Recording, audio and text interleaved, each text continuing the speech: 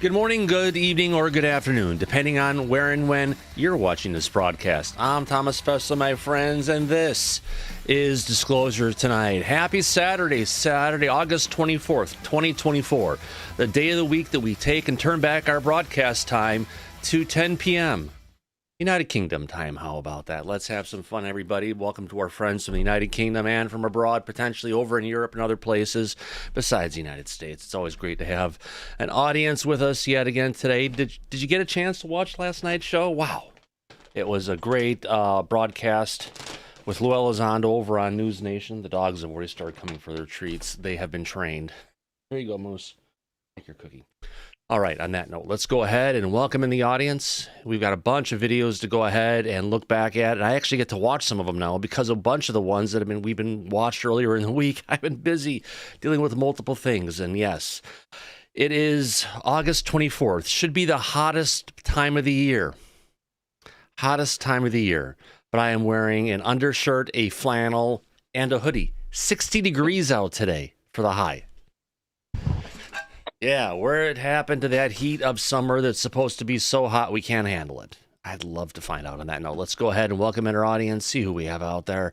Participants, let's take a look. Let's find the drums. Did I start the drums? No, of course. Okay, Mocha. Froggo 2, get this baby going. Come on. Where'd it go? Oh, come on. Ah, there we go. Let's start up the drums. Yeah, I'm a little bit tonight. Jesus Christ. It was loud for you. It was loud for me. It was loud for everybody. Let's go ahead and welcome who do we have out there? We'll take a look at the top of the list. We have Andy W., April R. Coleman, Backyard UFOs made it in along with Country Carpenter. Eddie's here, and Eli McGinnis. Diane just popped in. Idaho Strong is around. J-Cat's here along with Kathy, Kelly Broad, and her piercing blue eyes. Good to see you, Kelly. King Bull's here. Niles Guy, Rachel Osborne, Reality Check VIP, Shelley Montgomery, Super Unknown, the Chromosome Cowboy, Tia Loreno, and Truth Seeker. Welcome, everybody. Welcome to the show. Great to have you, everybody here. And on that note, it's that time of the show to go ahead and welcome in our back panel. Let's go ahead and take a look who we have on our guest list for today. Well, would you look at that, all the way from Bristol, United Kingdom. Let's go ahead and welcome in our dear friend, Andy W. How's it going, Andy? Hey, Thomas, if my voice will hold up to it, yeah, it's going. Yeah, there you go. Yeah. Great. Yeah, if your voice is this way, just wait till 4 o'clock in the morning when the entire country of United Kingdom is going to get a big whiff of jiff coming from a big cloud of gas. Yes, you gave me a preemption on that. So, yeah, I think sulfur dioxide, something like that, SO2. It's going to be coming away from Iceland. Yes, the volcano's they've been evacuating people, so you've got some health concerns coming your way.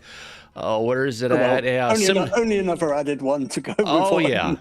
Symptoms include sore throat, runny nose, burning eyes, cough, tight lungs, difficulty breathing for some. So I know you've already got something in your lungs, just what you need, a bit more.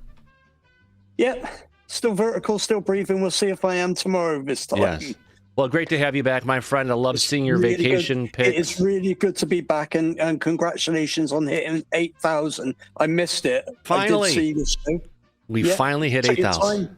Took the time, but it's there are channels out there, Andy, that have 3-4 times the amount of subscribers, but they don't get the people showing up for the live streams, and the views on their videos aren't there. So it's wonderful to finally hit that number. We have a great base of people who like to hear about Lue. So thank you for coming out today, Andy. My pleasure. Also in the back today, we have Hollywood Harold. How's it going, Harold? It's been a pretty good afternoon so far, Tom. I was waiting to see your follow-up on last night's show. Pretty interesting. I like that in-depth interview and stuff. Oh, yeah, absolutely. That reminds me, I should have it here.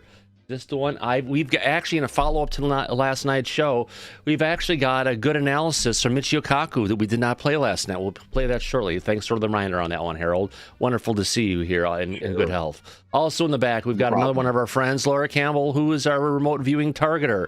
Man, she's got some interesting work underneath her with her team. Laura, welcome. How you doing today? Good. I did not like the Michio Kashu. How's his last name pronounced? Kashu. interview. It was a little bit condescending. I think he has his own belief about things and not real open-minded. That was kind of sad to listen to. Well, we'll all get a chance to listen to it shortly. Yeah. And if you have anything to say, raise your hand during it. I'll pause and we'll talk about it. Okay.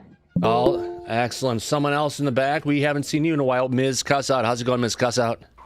It's going great, Thomas. I've been quiet lately, but I've been keeping up on your shows. And I've been fairly quiet in the background. Oh, that's okay. You're not a fly on a wall. You're a butterfly on a wall. Thank you for being here, Ms. Cussout. Eavesdropping. Oh, there you go. Also in the back. Thank you again, Ms. Cussout, for coming out. Oh, let's flip the world upside down and take a look at the land down under. We have our friend here who's called None of Your Business, but it's her own. Actually, it is None of Your Business, but it's Susan Ford. How's it going, Susan? Going mighty fine. It's very early in the morning here. Yeah. Feels early here, but it's 2 o'clock in the afternoon, and it's so dark out. Just after 7 here. Oh, there you go. Also, and it's tomorrow, Sunday morning. That's it. There you go. Great way to start off the morning with a dose of disclosure tonight. We'll take a look at this on the other side of the planet again. Actually, more on the west coast of the United States, Southern California, the place you ought to be. Let's welcome in Faze Will. How's it going, Will? Hello. Good to see you. Good to see you as well, my friend. Saturday. Yeah. Did you have a good time last night? I had a wonderful time last night. Every day I have a good time, especially with you, Thomas. You know that. Oh, thank you, sir. I appreciate that. Great to have you here. And then on the opposite coast from New York, I believe. Let's welcome in Tia Loreno. How's it going, Tia? It's going pretty good, Thomas. Excited for the show. Yes, New York. I'm in New York. Yes, there East we go. East Coast. East Coast. Bingo. All right. I haven't lost it that much yet. Talking about losing things. I think we've lost them, but we found them. Let's welcome in Mike. Mike, Disclosure. How's it going, Mike? It's going well. I'm looking forward to our Saturday international show. It's been a while. This is going to be a lot of fun for everybody in the audience. And Laura, correct me if I'm wrong, but I believe that you were implying that Dr. Michio was completely full of Kaku. Is that correct? I thought so. That's really good. I'm going to call him that from now on. Kaku. Kaka. Oh boy. Well, Mike, wonderful day today. Well, I can't believe it's been a year. It's been a year. This marks the 1-year anniversary that Bijou. We had breaking news. Breaking news Dr. that Bijou. Greer with Bijou. Yes, who's sir. affiliated with Bijou. Dr. Stephen Greer. No. Oh God, yeah. Let's go back and turn back the clocks of time and play that. Don't play it. Oh, we're gonna play it. You better believe it. Here we go. Oh wait! Here comes another one. Quick, give me your that's lighter. not it. Okay, that's in good fun. Let's go ahead and play the one I wanted to play. This is NBC Nightly News with Lester Holt. Good evening and welcome. What you're about to hear may disturb you.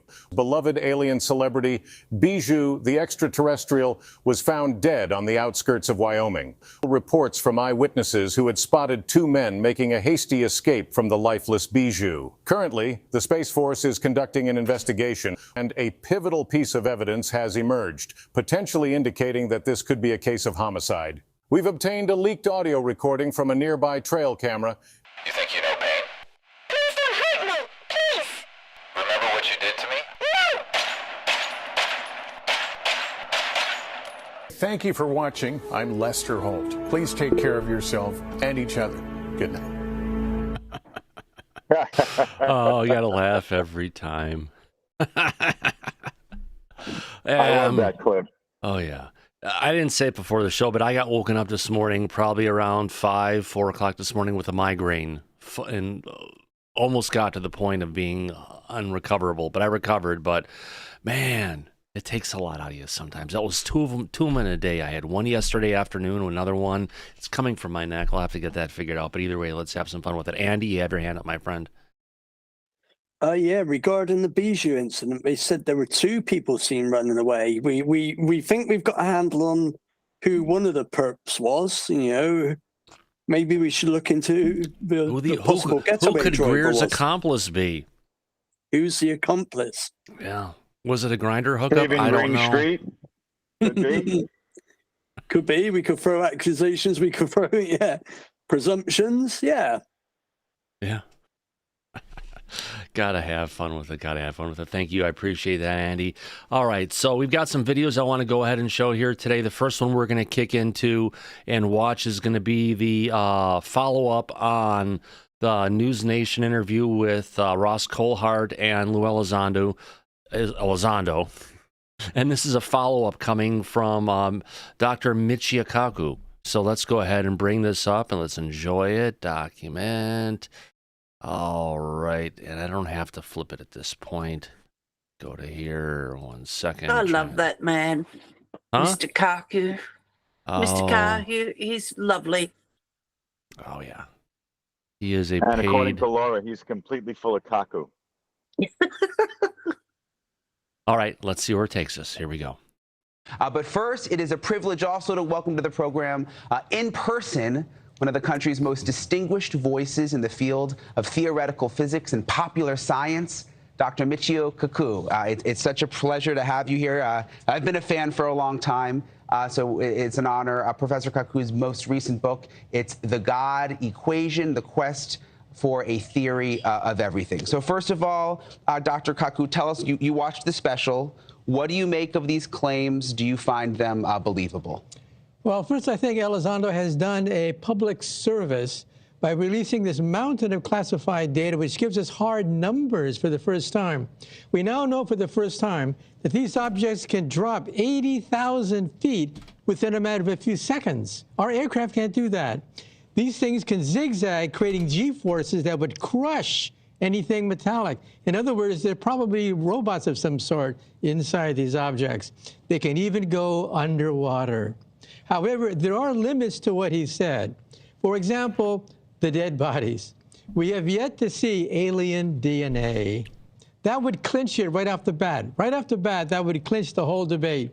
Alien technology, Here's the thing. I'm going to pause this getting into it. We have yet to see it. You know, I think Dr. Michio Kaku is making a really good point. It doesn't matter what a lot of people say. Granted, we got Lue Elizondo came out. A lot of people believe him. There's a lot of people who stand beside him, like myself, without question, stand behind what he's trying to bring forward and do for humanity at this point. But the biggest thing that everybody needs is physical proof, whether that's physical biologics or physical pieces of a craft, etc., or technology, etc. So he's going down the route of, I haven't seen it, therefore it doesn't exist. Kind of. We know a lot of times we'd love to have this information, we'd love to bring it out, but the truth of the matter is, if the federal government has in possession this stuff, it's not going to let it out. And here's the thing. You have this new second layer of disclosure coming in, all these private companies trying to get out there and retrieve the biologics, retrieve the craft, the remnants, etc., and take it back into their own private labs, into their own corporations. And it's yet another layer of obfuscation. So let's listen in on this a bit more, but I think you can hear where I'm going on this one. transistors. We don't have that. People talk about that, but we have yet to see evidence of alien technology that we scientists can then dissect in the laboratory. That's a weakness of his story. Well, the weakness of the story, again, we scientists, well, we have scientists who aren't in the general public, who are going and seeing, who are not part of the general public, who are seeing it. So, again, he's talking from the general public perspective, not necessarily what's going on behind. Yes, that's a good one, reality check. Dr. Nolan and Saul. Unfortunately, Michio Kaku is not part of that organization. Maybe he should consider reaching out. Would we even know, though, if it's alien DNA? Would we have a way of figuring it out? Because in the special, he mentions that the biologics, as they call them, got passed around from government agency to government agency. Yes, well, we know quite a bit about how computations are done mechanically through abacuses and different kinds of devices, including Did he just say abacuses? Yes, sir, he did. Oh my God. Let's play some marbles too. Transistors, which require electricity.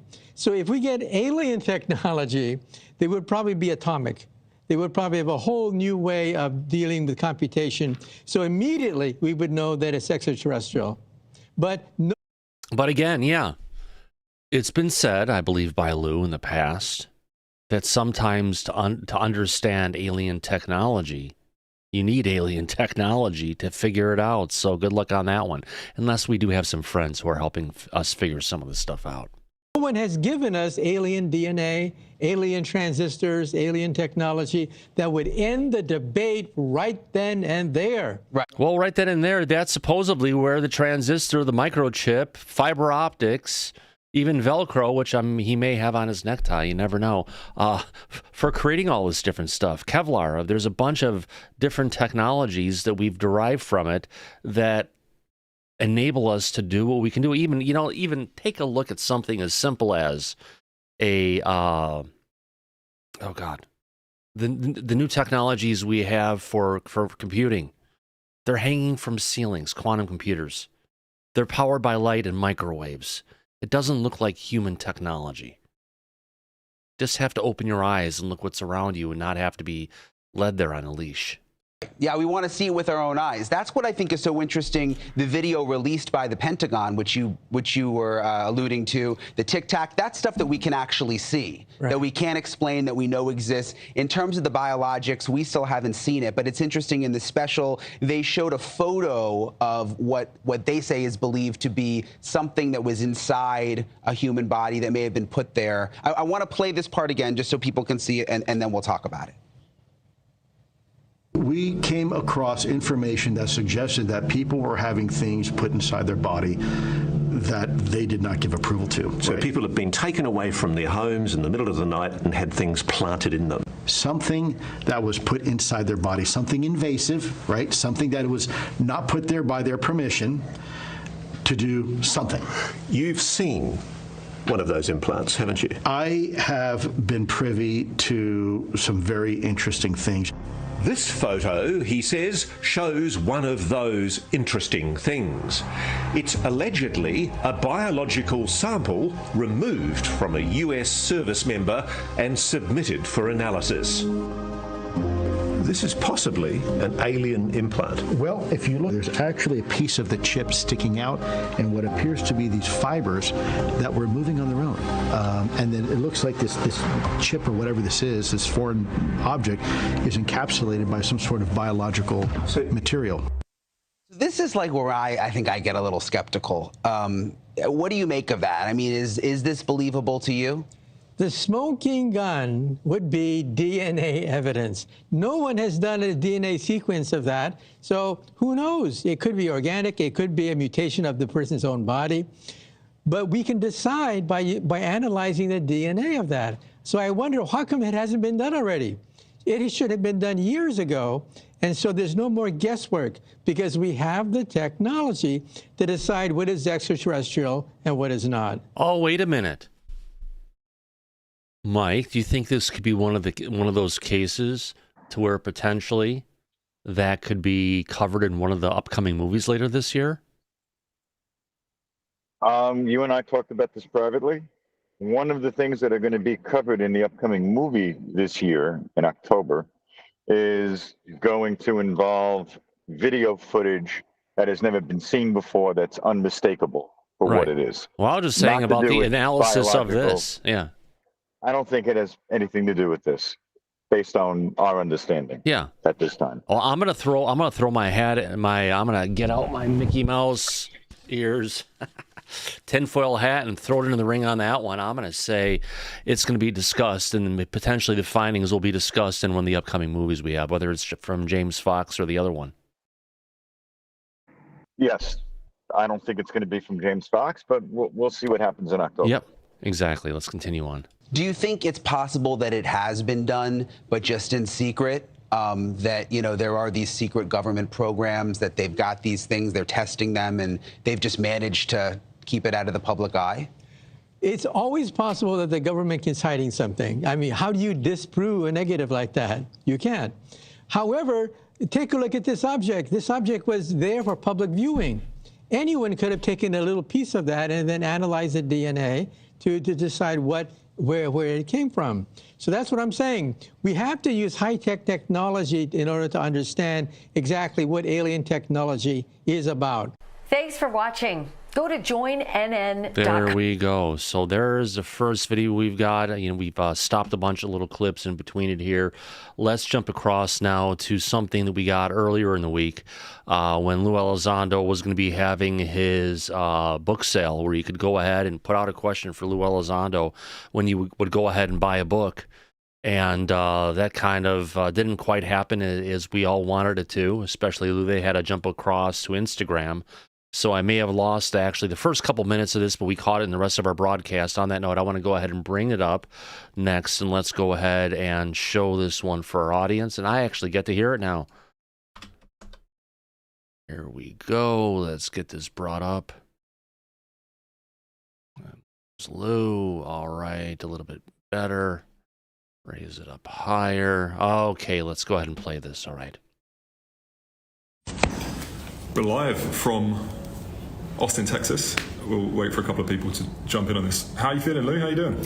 I'm doing quite well, and I'm joined by my very good friend, Mark. See, the problem is I don't know if it's Kovich or Kovic, because he never gives me a straight answer. But my friend from London, Mark, both Kovic or Kovich, who has been, actually, he's the one who actually is making this possible right now. So thank you, brother. It's good to be here. It's an absolute pleasure. And we're going to do a little bit of a live now for the people joining. My job is going to be to read some of these questions and ping them over to Lou. For a lot of you who might be aware, Lou was about to do a very exciting Talk Shop live stream.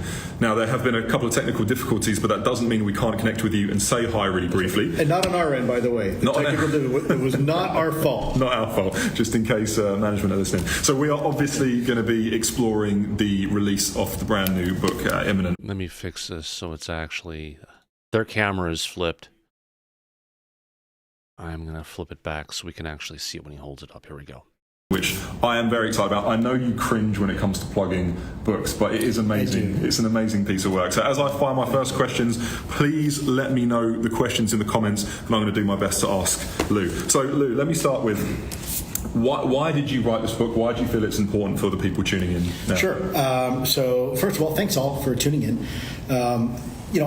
This book was like a 3-year odyssey for me.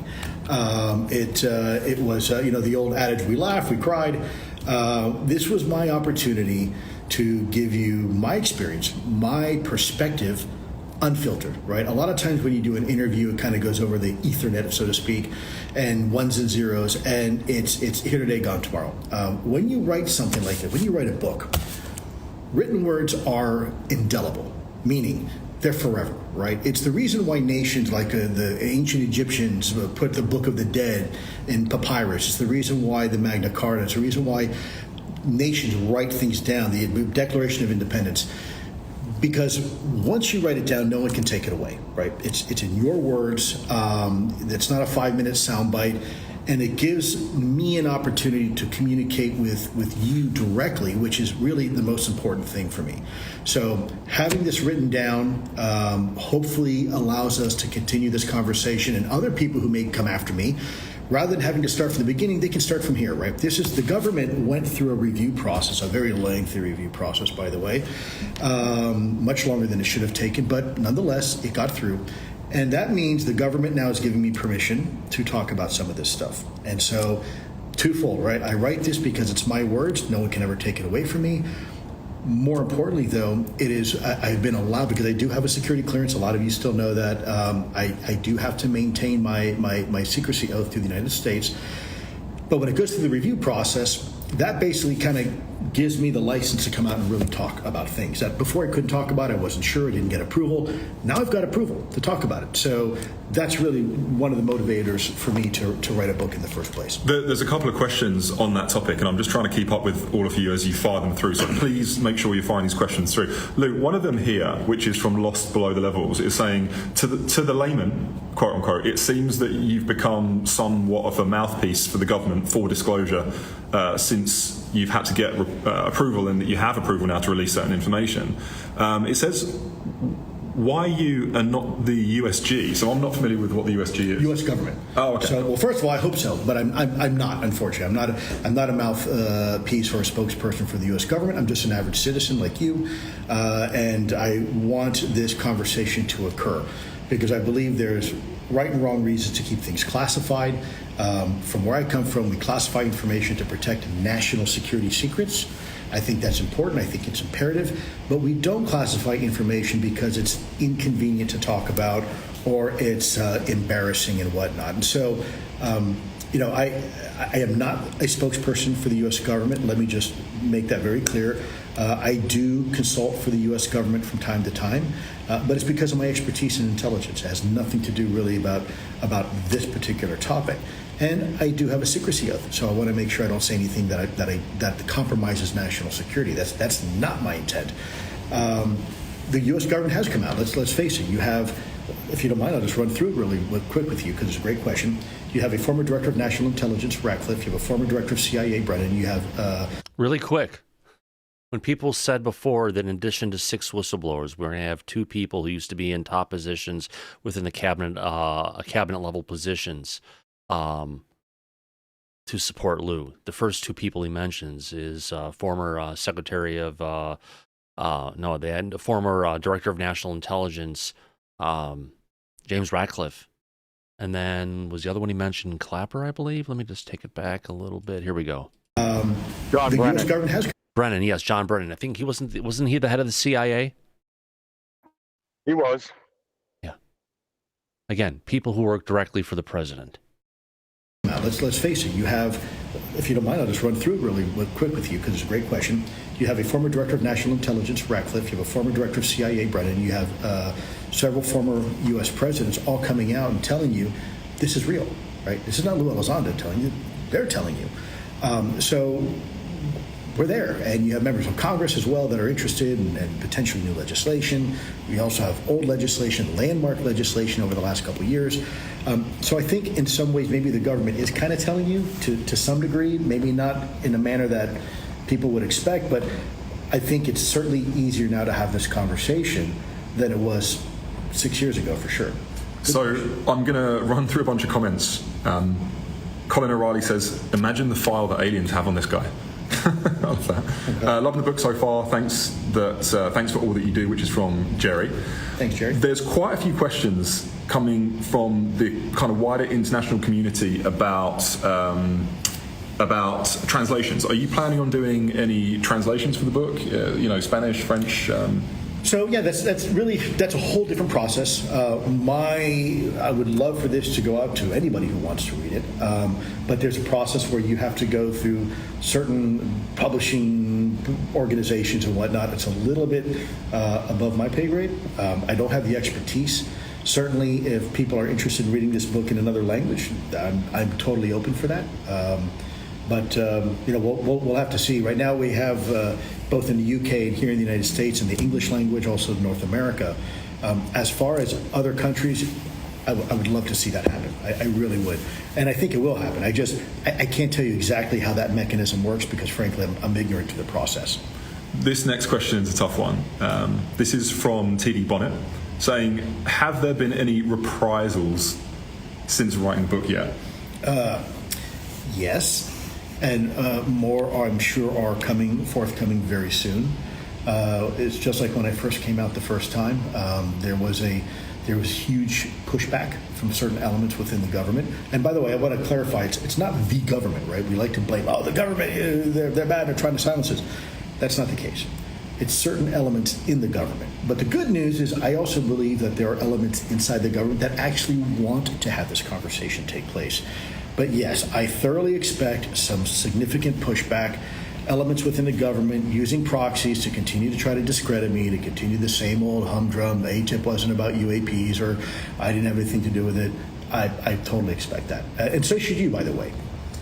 There's a lot of love coming through. I'm going to try and balance this out because I got a lot of love and a little bit of hate, and I think that in the nature of transparency, it's good to deal with some of these tricky questions too.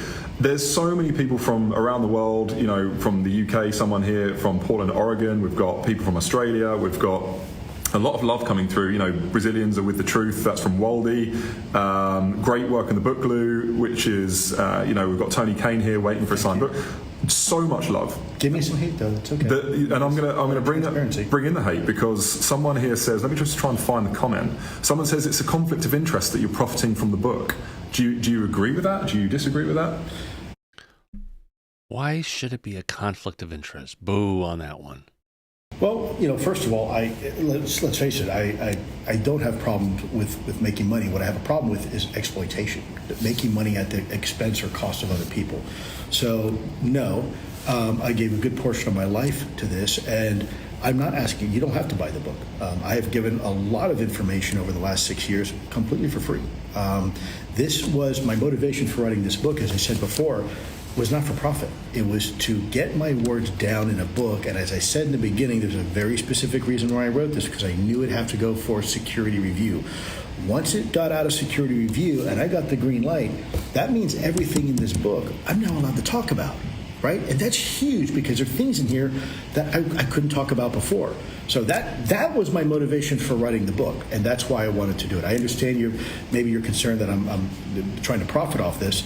That was not my motivation. It is not my motivation. One of the things that I found fascinating when we've discussed this topic quite a lot between us is I didn't realise the level of scrutiny in the review process for you to be able to put this out, because it's not like, I know you say kind of like a regular citizen, but of course you can't just say whatever you want. I cannot. If you're going to maintain your security clearance and you're going to maintain that ability to be a legal spokesperson for safe and reasonable disclosure, you know, there's years of getting this approved by correct channels, right? So yeah, that was a 3-year odyssey. I mean, the review process alone was almost a year itself, and it was a lot of back and forth. And even then, they redacted parts of this book, right? You can read and say, "Ooh, there's a part there that someone in the government doesn't want you to read," and I have to respect that.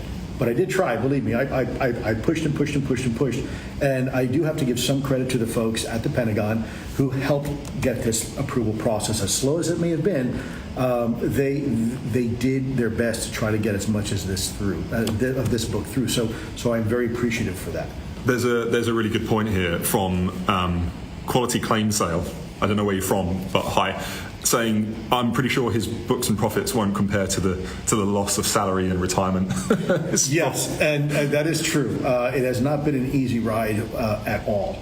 And it wasn't just me that had to suffer through this. It was my family. And ultimately, look, I don't care. I live under a bridge. It's not me. I've lived in tents before. It's about your family, right? When your family suffers because of a decision you make or a decision I make, and now our families suffer as a result of that, that's a big responsibility. And they were willing to do it on top of that, right? So really, the people are saying, "Oh, you were so brave, Lou." Not really. The people that deserve the credit are the people who suffered because of my decisions. I knew what I was getting into. My wife, my kids, not so much. And so for them to support me and continue to support me in this decision for the benefit of everybody, originally was what this was about, this is what motivated me.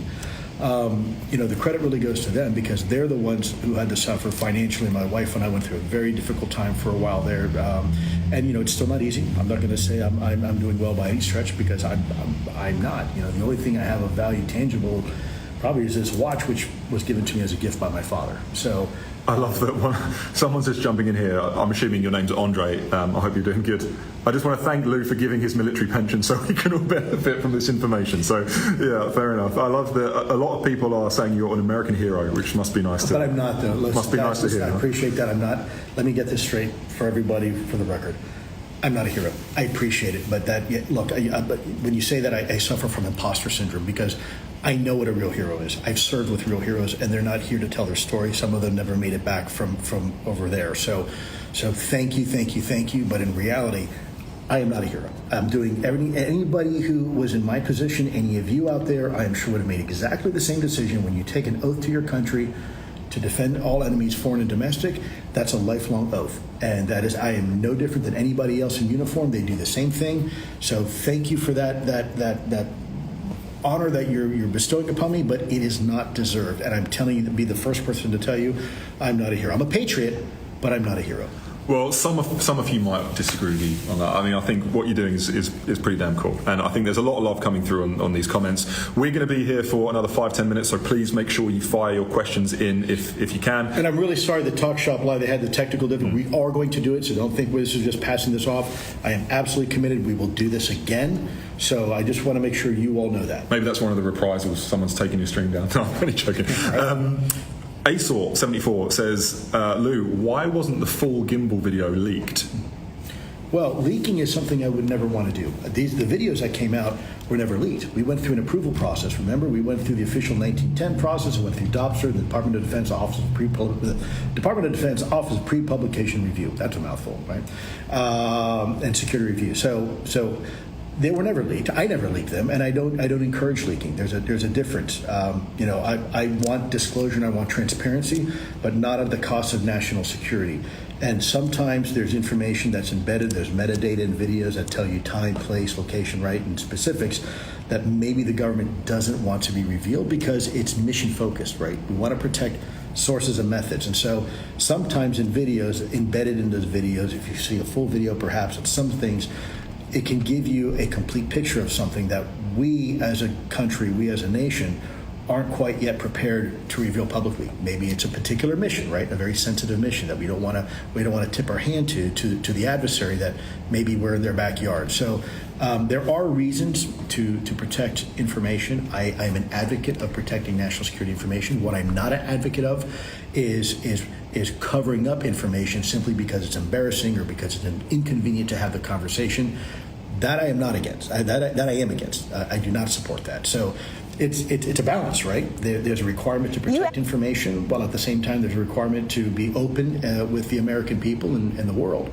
So that's the balance I struggle with on a daily basis. Well, I guess for those of you who are just joining us, we're obviously talking about some of the statements and the explorations in Lou's new book, Imminent.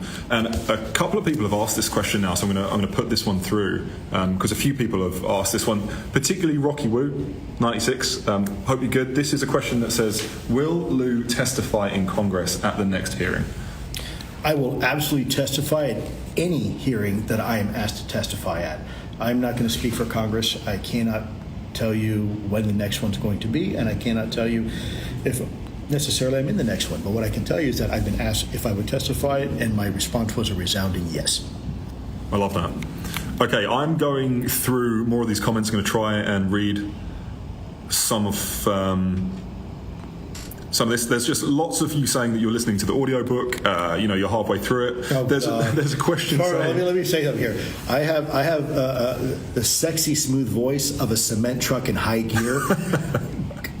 Doing 90 miles an hour. So I apologize if you have to endure my voice, but I do think it was important that you heard it in my words. These were my words. And I think it's a little disingenuous to hear my word from somebody else. There's a lot of personal information in here, and yes, I did it on purpose because I can very well be an advocate for transparency with the government if I'm not willing to be transparent, right? And so I put a lot of myself out in this book, knowing I'd get a lot of flack, a lot of haters out there. I get it, but you got to walk the walk, right? And so that's why I did what I did, and that's why I chose to be transparent about myself and talk a little bit more than maybe some people would be comfortable with. And that's why I want to do it in my voice, right? Because you hear it from me. It's me as it's happening, and it's my way of connecting with you because it's important. A lot of I read my Twitter comments, even though some of them aren't very nice. I do it because I don't want you to think that I'm just some guy over there that doesn't really care and just kind of out of touch. I do care, and I'm very much concerned about you and your question and your comments and your feelings. because we're all humans, and that's what this is about. That's why I'm doing this interaction right now. I think it's important because I want you to know out there, I am actually paying attention to you. I do actually listen to you. I do read your comments, even if they're not very nice. I do pay attention because I do care about what every single person out there feels and how they feel about this topic. And that's also part of the fun, because I get to pick the questions, and as you just saw, we're not just sending all the love. We're going to give a few challenging questions too. Part of that reason is because my wife made me swear not to wear these glasses so I can read these comments. I'll read them to you, honestly. It's all good. So it's his fault if I don't get to your question, you can blame him. Exactly. Remember, Mark COVID. Well, again, I like asking questions where many people are asking the same thing. One of them is, do you see yourself penning a second book? Is this part of an ongoing series where you're gonna try and get whatever you can cleared as close to the line as possible in multiple years, or is this just a one-off? I will always push the envelope. I will always go to the maximum extent possible to provide you the truth, but at the same time without compromising national security. And I think we can do it. People say, well, that's impossible. Well, it's only been, 6-7 years, and look how far we've come. Look how far. But there's not a direct answer. Will there be another book? Just all of us together. Look what we've been able to do because of what you're doing and you championing the cause and contacting Congress. There's now legislation, landmark legislation that's already been passed.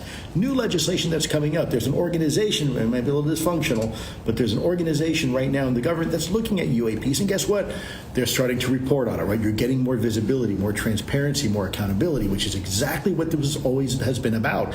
Congress is now being informed. And when they're not being informed, they're now doing the right thing. They're demanding the truth, right? So your voice is resonating. And you don't have to necessarily be destructive in this process. There's a right. I've always said this before. There's a difference between doing things right and doing things right now. And we only have one chance to do it right. And so this is why I've chosen this path. Is it the right path? I don't know. We haven't done this before. So, at the end of the day, maybe there's a more effective way to do it, but I don't think at the risk of compromising national security, I don't think we have to do that. Spot on. There's a very important question here. This is from, I'm assuming Dougal, Doug Lexand. Lou, did you beat Jeremy Corbell in arm wrestling? That is one of the mysteries. Mysteries of the universe. We're going to have to skip that, huh? Yeah. All right. Well, next question then. Here's still out. Here's a good question from Cheris Tristan. So Tristan is a great question. Do you believe private industries such as Lockheed Martin and Northrop Grumman are in possession of this material? I made it very clear. Great question. Hard question. I got to be careful what I say. I made it very clear in my book that was approved by the Pentagon for no classified information, that there are elements within the defense industrial base that are in possession of exotic material that is most likely non-human made. So again, I'm walking right up to that line, right, without going over it, because I know if I put a pinky over that line, someone's going to be there to get really mad at me. And what I don't want to happen is someone do something where I can't have this conversation with you anymore. So I'm going to walk right up to that line. I can't cross it, but I just said what I said. I believe very strongly. Love that. So do others. Tom Flores from Las Vegas says Lou is a total stud. I think you pulled there, Lou. Another question from. Thank you. You know what? This isn't necessarily. Oh, this is a great question actually. This is from Tenestron, from wherever you're tuning in. Hi, and if you are just joining us, we're obviously talking about a couple of the statements in Lou's new book, Imminent, and we're just going through a couple of questions. We only have really about 5 minutes left, so please fire them in.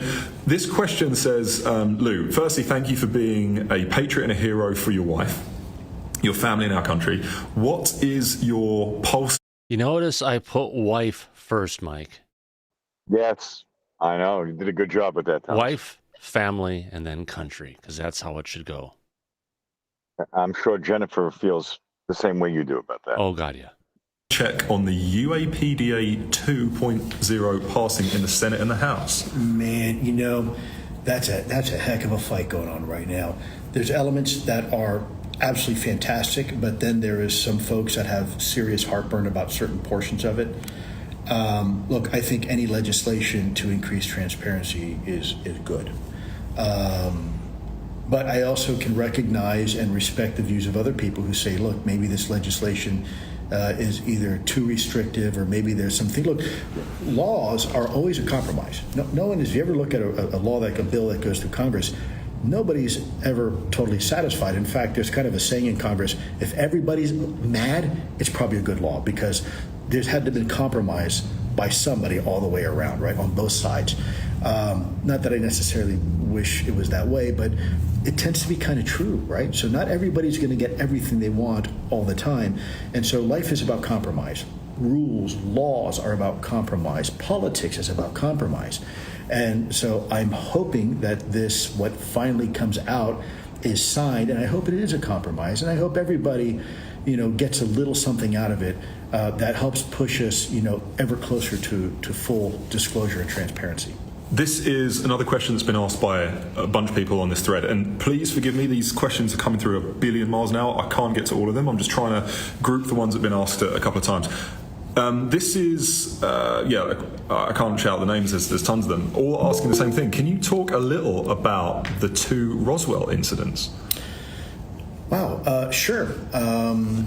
There were 2 incidents. Let's look at it holistically. What was Roswell back in the late 1940s? Well, it was a strategic base for the United States. We had just entered the atomic age, right? And there were very few platforms. Really quick, Roswell Air Force Base is the Air Force Base where the Enola Gay, which was the bomber that dropped the nukes on Japan, was based out of. Hiroshima and Nagasaki in 1945. Yeah. Yes, sir. So there was a big interest of, if the planes are there, there's more weapons there and everything. So it was a hot spot for the non-human intelligence to come and observe and figure out, what the fuck are these stupid humans doing? Now, with that in mind, they didn't stop us from dropping the nukes. They didn't stop us from testing well over 2,000 nukes since then. They've turned off our nukes. They've turned them on to go ahead and start a countdown process, even in Ukraine, the former Soviet Union, to where they couldn't stop the missiles getting ready to launch. So they've interfered with our stuff, but they haven't stopped us from doing it. Now, supposedly, people can be abducted. They have the ability to stop time, do a bunch of different things that are well beyond our control. There hasn't been one truly counteroffensive or counteroffensive going against any human government, including the proliferation of nukes to other countries. They haven't stopped a thing. So just keep that in mind. Aircraft that were designed to carry the atomic bomb. Back then, we didn't have missiles. You had to actually carry them on an aircraft. And so a lot of testing was being done in the Los Alamos in New Mexico area. In fact, most of the testing during the atomic age was being done out there. And so... well, Los Alamos, really quick, that's where they developed our nukes. It's the place. So, yeah, there's no wonder there was a lot of, if you want to call it, gawkers in the sky from the non-human intelligence watching what we were doing.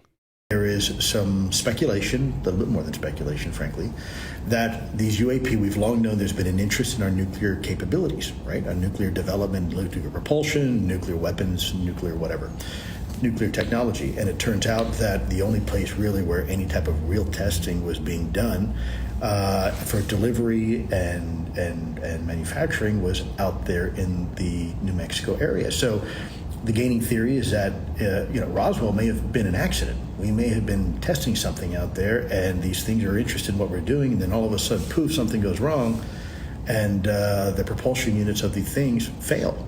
And we didn't know until these things crashed. So it's a very, very common question, and I realize that as Lou has said a couple of times, there's that line, isn't there? There's that line that we've got to be careful. So the B-29 was the aircraft that was being used at the time to deliver atomic weapons for the United States.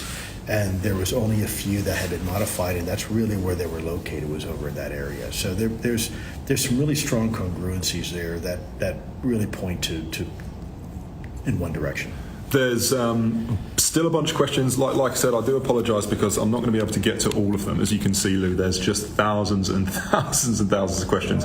Firstly, I want to say it's really amazing to do this little live with you. It's a shame that Talk Shop Live didn't actually go as planned, but there are so many people in the comments saying that they either have ordered this or that they're reading it or listening to it already, the new book imminent. The last question I'm going to choose is another one that has been asked a bunch of times.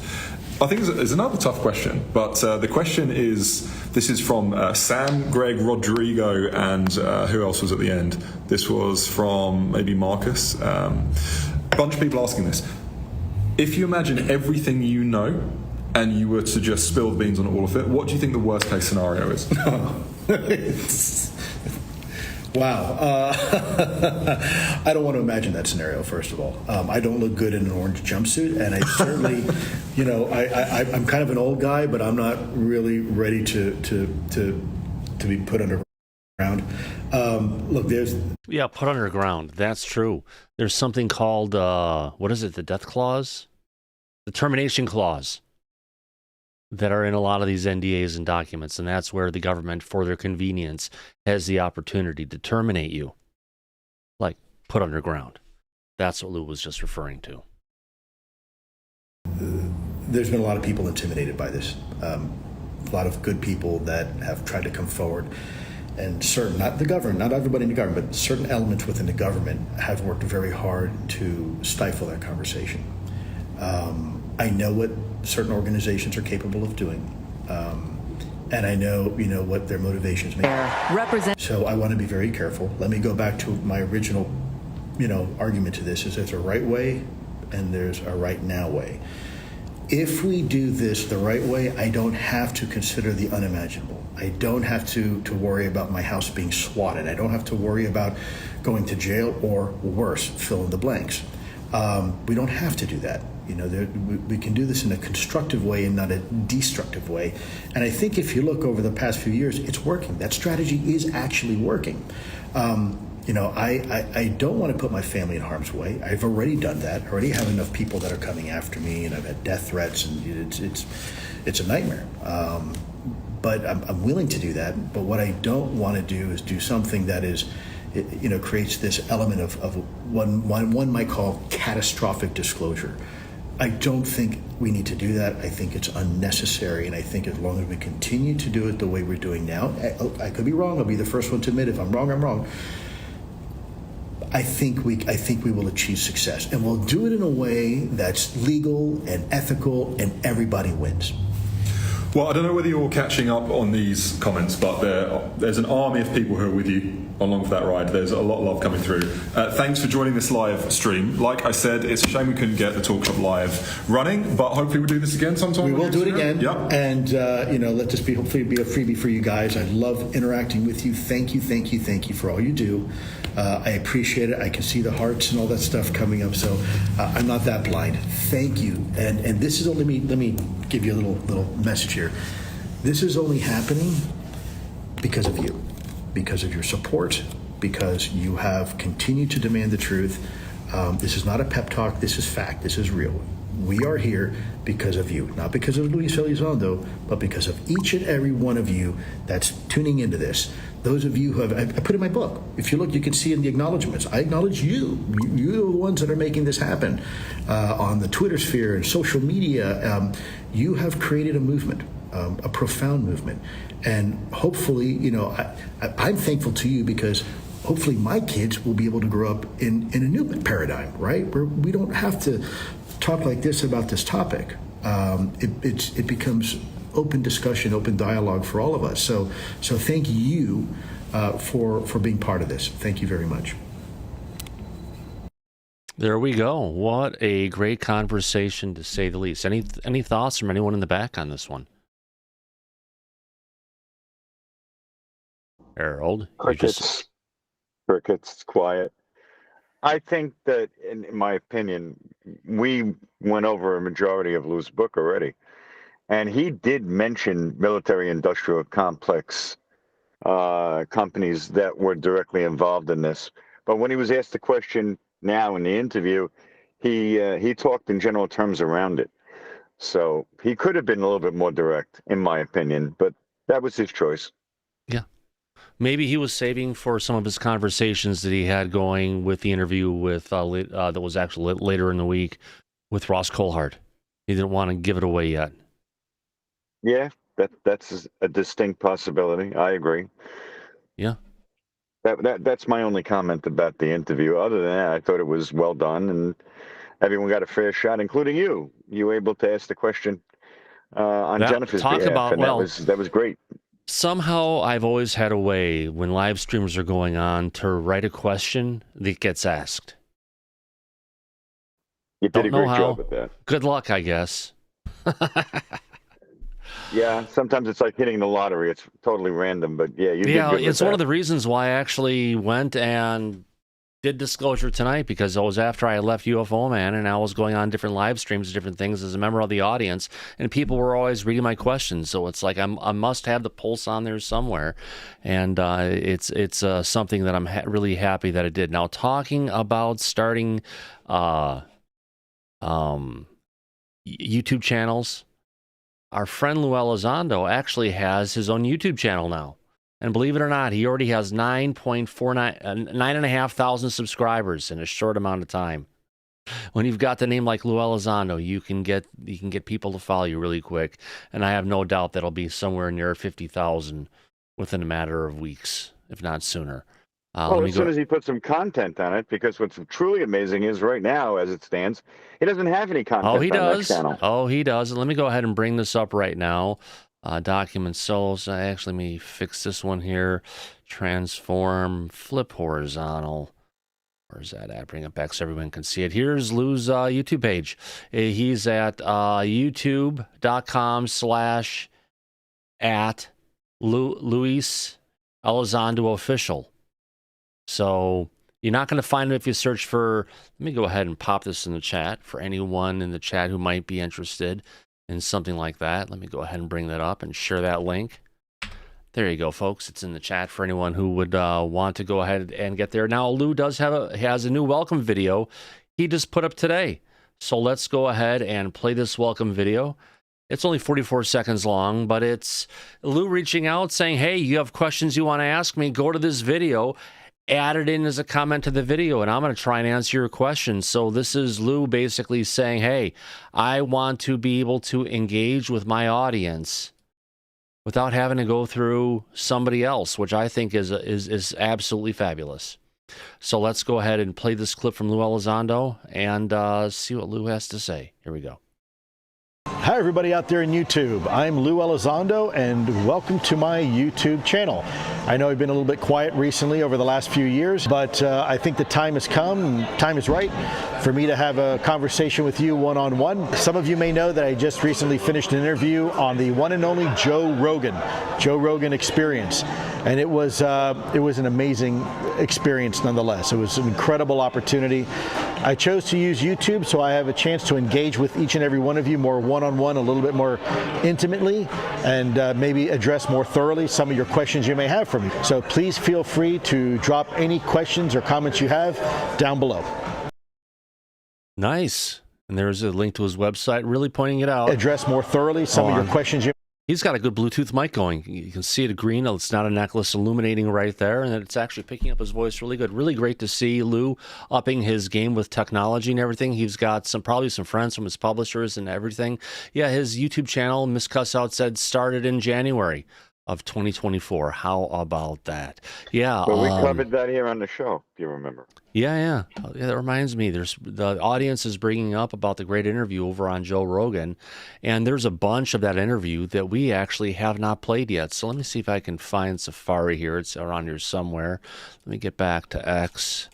And by the way, really quick, before we get it, if we have any friends who this is breaking news coming from last night, but it's something that's very concerning for anyone who lives in the Massachusetts area. The Massachusetts health officials are advising residents to stay indoors and imposing a 6 p.m. curfew on outdoor activities until at least October, after detections of human cases of Eastern equine encephalitis spread by mosquitoes. Wonderful. Great to see how this stuff just pops up on our radar. Let's go ahead and just play this little minute 35 clip just to reinforce to everybody, yeah, times are changing. Here we go. Oxford, Massachusetts, and 3 neighboring towns have a reason for concern as mosquitoes carrying a potentially deadly virus called Eastern Equine Encephalitis, or EEE, infected a resident who is now fighting for his life. We don't want to see another human case of EEE this year. The rare but dangerous disease can cause swelling in the brain. There's no treatment and anyone can get infected. The death rate is as high as 30%. Even if you do survive, usually there are long-term significant health impacts, neurological impacts. Oxford has been declared a critical risk for EEE, prompting health department officials to recommend a 6 p.m. curfew for outdoor activities, including club sports. These are recommendations. They're not hard and stop requirements. We are definitely nervous about it. Sarah Fournier is also worried her children's sports seasons, football and cheer, could be jeopardized. But they're taking precautions by wearing mosquito repellent and long sleeve tops. We can't stop life. They need to get out there. They need to play. This is their time to be social with their friends and be a part of a team. Now, EEE symptoms usually begin between 4 to 10 days after being bitten by an infected mosquito. According to the CDC, now some of those symptoms can include fever, headache, and seizures. Nora? This is such an... So there we go. We'll get past that little piece. Let me get back to my desk. So if we have any residents out there in the East Coast, no, mosquitoes do not know bounds with regards to... No, I'm not going to show that one. With regards to staying in one particular location. Now, I know I've got something here from yesterday that was a huge... It was a big thread of a bunch of things from Lue Elizondo on the Joe Rogan show, and we didn't get a chance last night to play all those clips. Let me go ahead and get them up. Nope, not that one. There we go. So this is some more videos from the Joe Rogan podcast we did not play last night. Not that one. So with you, I know. Oh, not that one. Let me bring this one up. This is Lue Elizondo talking about Project Blue Book and why the U.S. government debunked and dismissed. Actually, I think we covered that one last night. Let's play this one again anyway. Let's get into it, and then we've got more to get to. All right, here we go. We've got this first video coming up. Let me make it a bit larger so it's easier for everybody to see, especially on mobile devices. Why is it not getting larger? Is there any directly to this one history of... Here we go.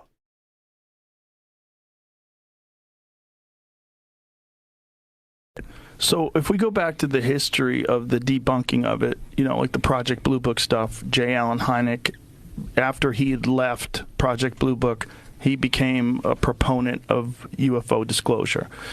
During Project Blue Book, it was his job to essentially dismiss everything and to come up with some sort of a reason, swamp gas, mass hallucinations, whatever it was, to attribute all these sightings to something that was very easy to explain. Did they ever... Is there any documentation or any discussion of why they did that, why they chose to debunk everything? Yeah, my understanding is if you have to look at where America was at the time they were doing these investigations. It was at the height of the Cold War, right? And, despite what some people think, the Cold War wasn't very cold at all. It was pretty hot. And we had Russia and the United States engaging in these proxy wars. Neither side wanted to let the other side know what we had and what we didn't know, right? So if you have these UAP coming in and out, the last thing you want to do is tell the other side, broadcast, this is what we've learned from it, and more importantly, this is what we don't know about it, right? And so both sides were keeping this very quiet, but there was an interesting agreement at the classified level, I believe in the late 60s, where there was this relationship with the United States. We were putting up our Northern Tier radar system to detect then Soviet Union ICBMs, and they were doing the same thing, right? Because none of us really trusted each other.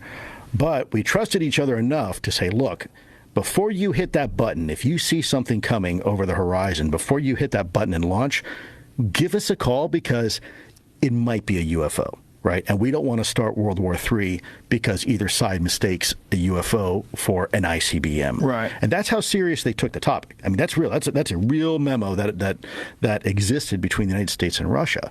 So that is an indicator how much both sides took this topic seriously. Jesus. There you go. First one on that. Let me see what else I've got going here. All right. Oh, we've got that one. Listen to that one last night. See what else we've got here. Personal story. We've got this one. Truth be told. This is Joe Rogan and Lue speaking about alternate propulsion systems that UFOs could be using, such as warp drives. This is something we've talked about here a lot on Disclosure tonight with regards to that. Let's hear Lue talking about this. Should sound familiar to some people. Let's go ahead and play it and see where it takes us. Here we go. Assumption that they are doing something with space-time and gravity around them, rather than using something like a jet propulsion engine that blasts fire out the back and it makes it go fast forward. Right. That they're doing something that alters the gravity around them. Yeah. So and that's why they can go through everything. Yeah. So we had some of the best scientists on the team, folks like Dr. Hal Puthoff and some other folks that I'm not allowed to say their names, Dr. Eric Davis and some others, that were doing the calculations, mathematical calculations on how this is possible. And the consensus was by the scientists, not me, because I'm not a physics expert, I'm not an astrophysicist. They were saying that, so let me back up here. Initially, the government for years was trying to identify the different exotic technologies that could explain the different performance characteristics. And it was during the ATIP years that the scientists had this consensus that if you had one type of technology, if you could do one thing, all these other observables now become possible. Kind of think of like a unifying theory. And so if you had the ability to create this bubble around you in a localized area that insulated you from the effects of Earth's gravity. Now, what is gravity? People think that, when I drop my glasses, that's gravity. That's not gravity. That's an effect of gravity. Gravity is the warping of space-time. And that's important because people you hear the term thrown around a lot, but they don't realize that space and time are actually connected. They are one and the same. They're opposite sides, if you will, of the same coin. And so you can't have one without the other. And so you have this ability to create a bubble around you that insulates you from the warping of space-time, let's say in this case Earth's gravity or something like that. Then the way you experience time inside that bubble is perhaps fundamentally different than the way you might experience space-time outside that bubble, because you're not subject to the effects of gravity, which would explain potentially why things don't need wings and why they don't need propulsion systems like that, right? So there you go. Interesting. Anything from our friends in the back on this? Everyone's quiet today. Andy, go ahead. Yeah, I want to bring up something that Lou said on the Rogan interview. He mentioned about, I believe it was a block-sized craft that was spotted passing an oil derrick. Yeah. Now he didn't allude to where. He in the basically world said it was like the was. size of a city block, approximately. Yeah. And it was moving approximately 450 miles per hour. Or knots? No, 450 knots. Underwater. Knots. It was underwater. Okay, yes. I've looked up the speed of this, right, in miles per hour. So it was 450 to 550 knots, which was underwater, which is different than being on the surface. Yeah, gotcha. Okay, so the hydrodynamics on the surface are less than at depth. He didn't allude to what depth this thing was. It might have only been shallow, but 450 knots is 518 miles an hour, okay, and on land. And 550 knots is 633 miles an hour. So this thing was traveling between 518 and 633 miles per hour.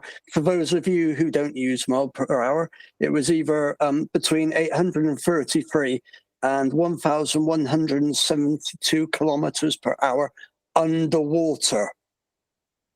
You know, that is, nothing we have, nothing can reach those speeds. Right. There are no submarines that we have on this planet that we know of that are capable of going underwater at that kind of speed. They have missiles now where they're creating cavitation, meaning they're taking the exhaust from the missile or the torpedo shot underwater, and they're basically going and putting like an air bubble around it, which is allowing it to move a lot faster than it normally could.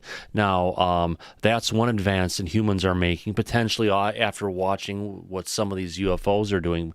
But the biggest thing that came from Lue was talking about yesterday on this interview as well is they brought up the Aguadilla incident, and they showed video from it. More importantly, was when the craft was moving above water, transitioned underwater, and it started to accelerate faster than it was while in the air. But when it was going down into the water and coming out of the water, there was absolutely no splash effect happening, yet it's moving at this really phenomenal speed. So we don't have anything that can go that fast underwater, let alone go from air to underwater in a transmedium effort, especially in a way that you're not even disturbing the surface of the water.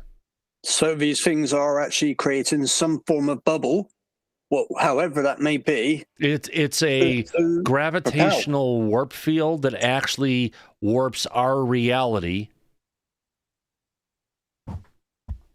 around it. Yep. So it can go through anything for that matter, because our reality, it's not traveling in our atmosphere or in our water.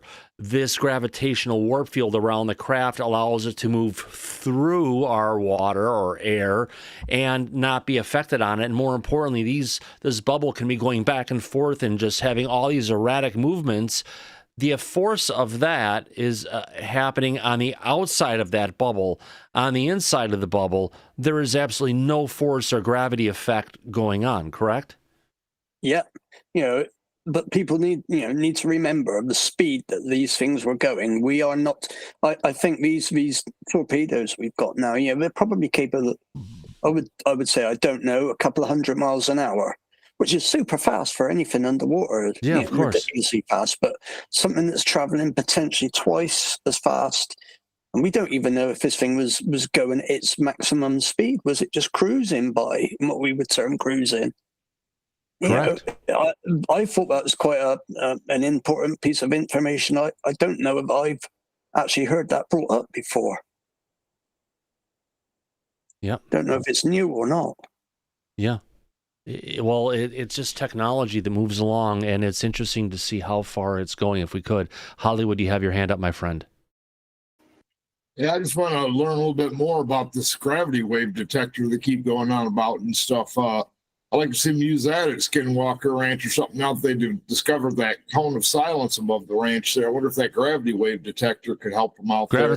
A gravitational wave detector like we have in Washington State that's on the land of the Hanford Reservation, or the Hanford Nuclear Reservation for that matter, which is headed up by the DOE, and it's where a majority of all the nuclear fissile material that was created for our nuclear program was actually created at Hanford. Interesting that they put it at a DOE site that's locked away, but yes, supposedly those LIGOs, as they're called, detectors, can detect when a UFO specifically is entering from space into our atmosphere, and from our atmosphere into the water, or our water back into the atmosphere.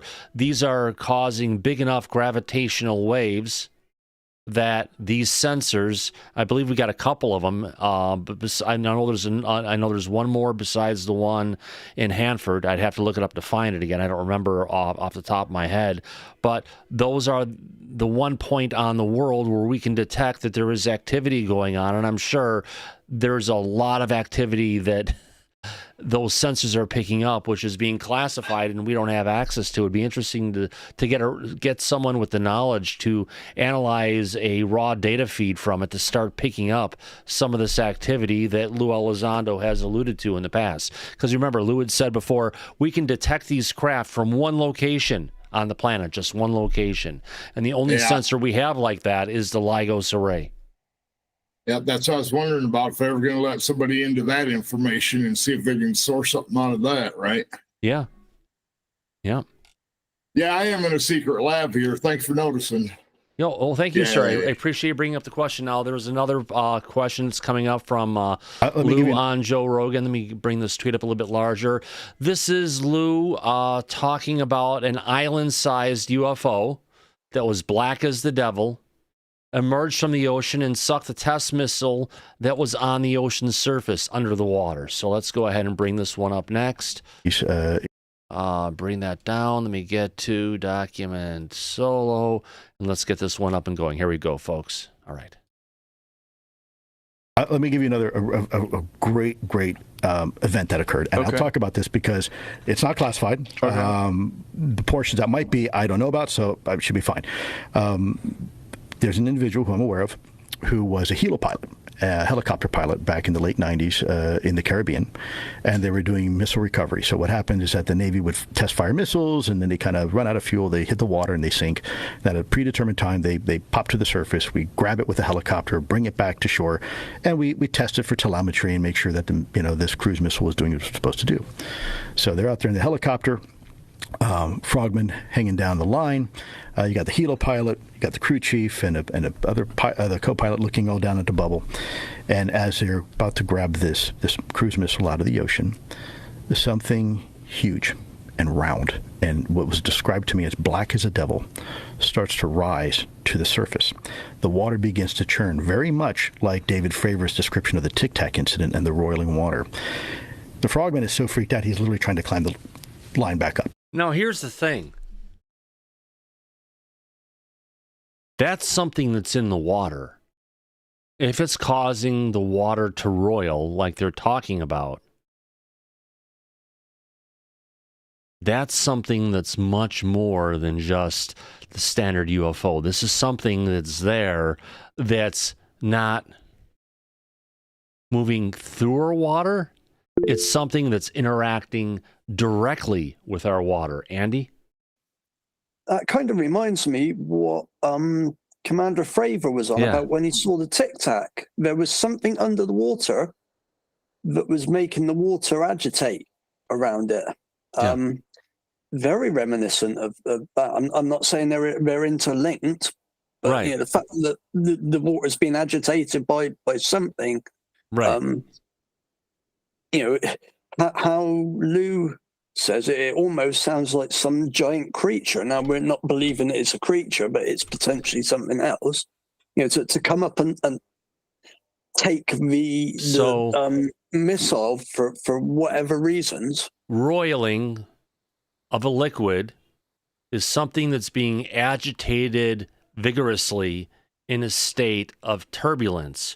So this could be something that's really large, and because of its overall size and the strength of the field around it, that field could be causing the water to roil. Now, something else that's interesting. Remember, they've said before that you get too close to these craft, that you get a exposure to microwave radiation. I wonder if this is an effect of the microwave radiation, because the craft is so large that there actually is an effect of what's going on. Speaking of talking about this, we have one of our experts in here, Rick Doty. How you doing? Hi, Thomas. I jumped in. I was listening to you earlier, and somebody sent me a message saying you need to log in there. I just got home like 35 minutes ago. You're talking about LIGO. Yeah, that's an interesting subject. We actually had a presentation on LIGO within our group back in May, I think, actually end of April, by a scientist, one of the scientists within our group. It was a fascinating, I'd never heard of it, but was a fascinating presentation, and how it's used to detect gravitational waves and the distortion of the gravitational waves. When something comes through and distorts the gravitation, we might not be able to see it, but we can still track it because remember the gravity isn't within the electromagnetic spectrum. It's generated by the looking at the neutrons that causes that. And so LIGO goes above and beyond, and now a lot of that LIGO stuff is probably highly classified, and he didn't go into that, but he talked about and showed us graphs, and actually it was a PowerPoint presentation of how these things are tracked. And there are a number of locations around the United States and probably a world, but he didn't mention that. He just said that the Mount Palomar Observatory in California has a system that can detect it. Also, there's two around Area 51. One that's up northeast of Tonopah, and you can find it on the map. You just look at Tonopah, Nevada, the town of Tonopah, and look up northeast of that, and you'll see a place that says U.S. military radar site. That's all it says. There's one there.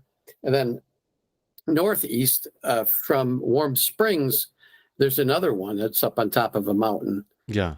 So there's two of them right there that, and I think it's quite fascinating. I think, but way back when I was working for Dr. Putoff, there was a lot of experimentation done down in Texas at his range. He has his own range down there, experimenting with different techniques to detect. Back then, we still call it UFOs. Right.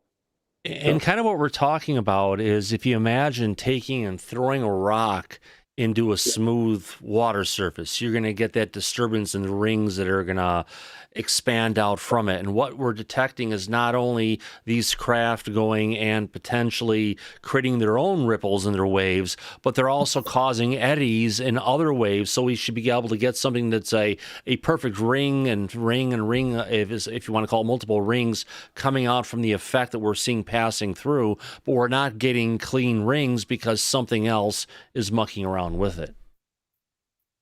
Yeah, that's a good way to explain it. Yeah. Now, there are, at least according to ChatGPT today, just on ones that are declassified, we have the one in Hanford.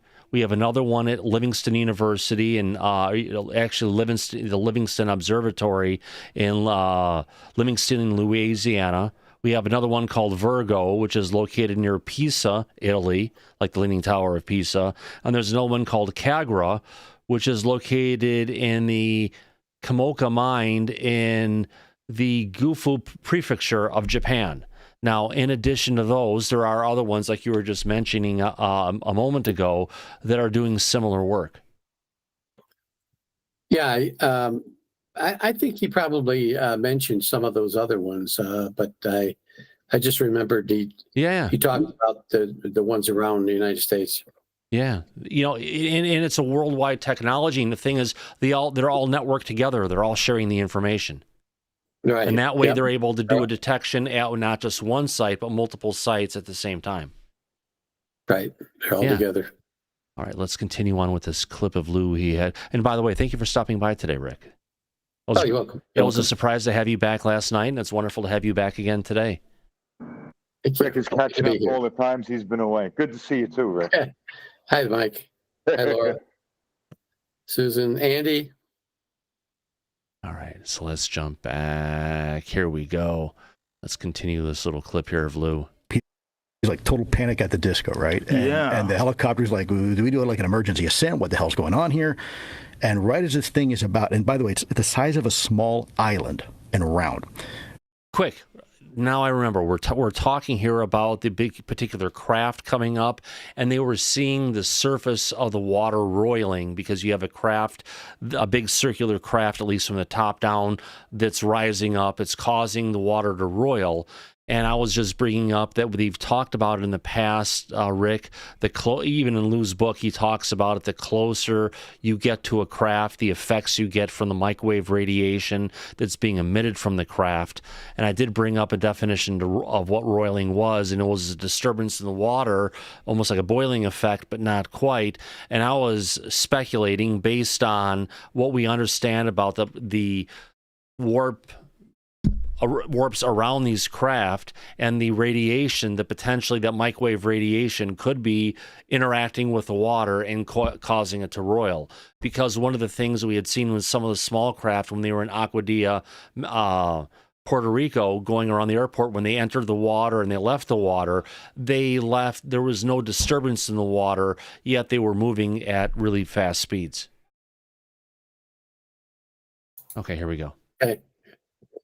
Right as this thing is about to break the surface, it sucks the missile down and disappears. Jesus and that Christ. was, yeah. And Dave Fravor could probably tell you that story a little better than I can. But when you compare that to other things, you got to say, imagine being that guy hanging from that line.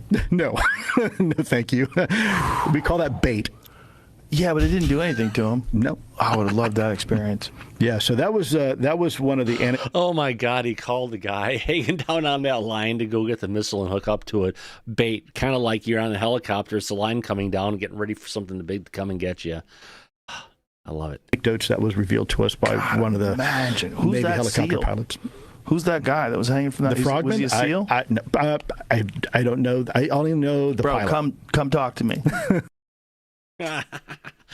Interview for the Frogman on Joe Rogan. If you were there, reach out to him. Wow. Great conversation. Absolutely. All right. Let me go ahead and bring this up here.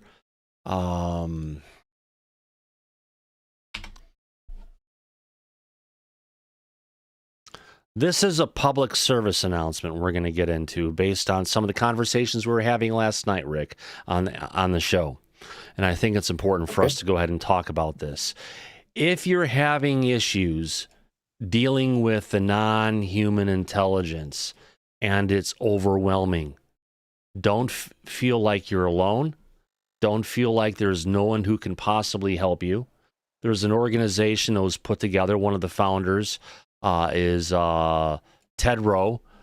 He's been on the channel times in the past. He's an experiencer, and he's had, let's say, some of the most unpleasant kind of experience with the non-human intelligence that kind of opened my eyes to say these things are not all our friends, that not everything that you're going to deal with when it comes to UAP is going to leave you feeling all nice and warm and fuzzy and rosy. One of the things you don't want to do potentially is reach out to these things and open yourself up with things like CE5. It puts you in a direct line of fire. So whether you've had experience firsthand with UAP or dealing with potential paranormal effects of being close to UAP, or you've just been going and overwhelmed just by news and information coming out from the community, again, do not feel like you're alone, because there's an organization called UAP Med. You can go ahead and check them out at uapmed.com. It's an organization that is there to help specifically for that. And asking for help, it's not a bad thing. It's a good thing. Would you agree on that, Rick, that if something's feeling overwhelming, don't let it get to you. Don't let it pull you into the wrong place. Reach out when you have the opportunity to connect with people who are there to listen, that are there to understand, that are there to help you get through something that you may think it's a little bit bigger than anyone can handle. No, this is what this organization specializes in. Now, UAP Med believes in equipping also dealing with first responders and helping people who are dealing with this firsthand, to train people who are dealing with it. It's kind of like we had a psychologist on the show about a year and a half ago, at least, by the name of Dr. Don Dundari out of Canada. really smart guy. And he had basically said, you know, there's nothing there for even psychologists to be able to figure out how to deal with this versus trying to tell people they're making it up in your mind. Don't feel like you're alone. This is something you should definitely check out. Your thoughts, Rick? Well, I've never heard of it, but it's absolutely a great resource to use for people that are affected by UAP contact or abductions even. Yeah. Kayed last night was on, and we heard his story, and I know we're all sympathetic to it, but where do we direct him? And right, this might be some place where he could get some help. Yeah, and Michael, our legal representative, dropped in last night, and we both encouraged Kay to go ahead and jump across into this. And it's nothing to be ashamed of. It's nothing to be afraid of.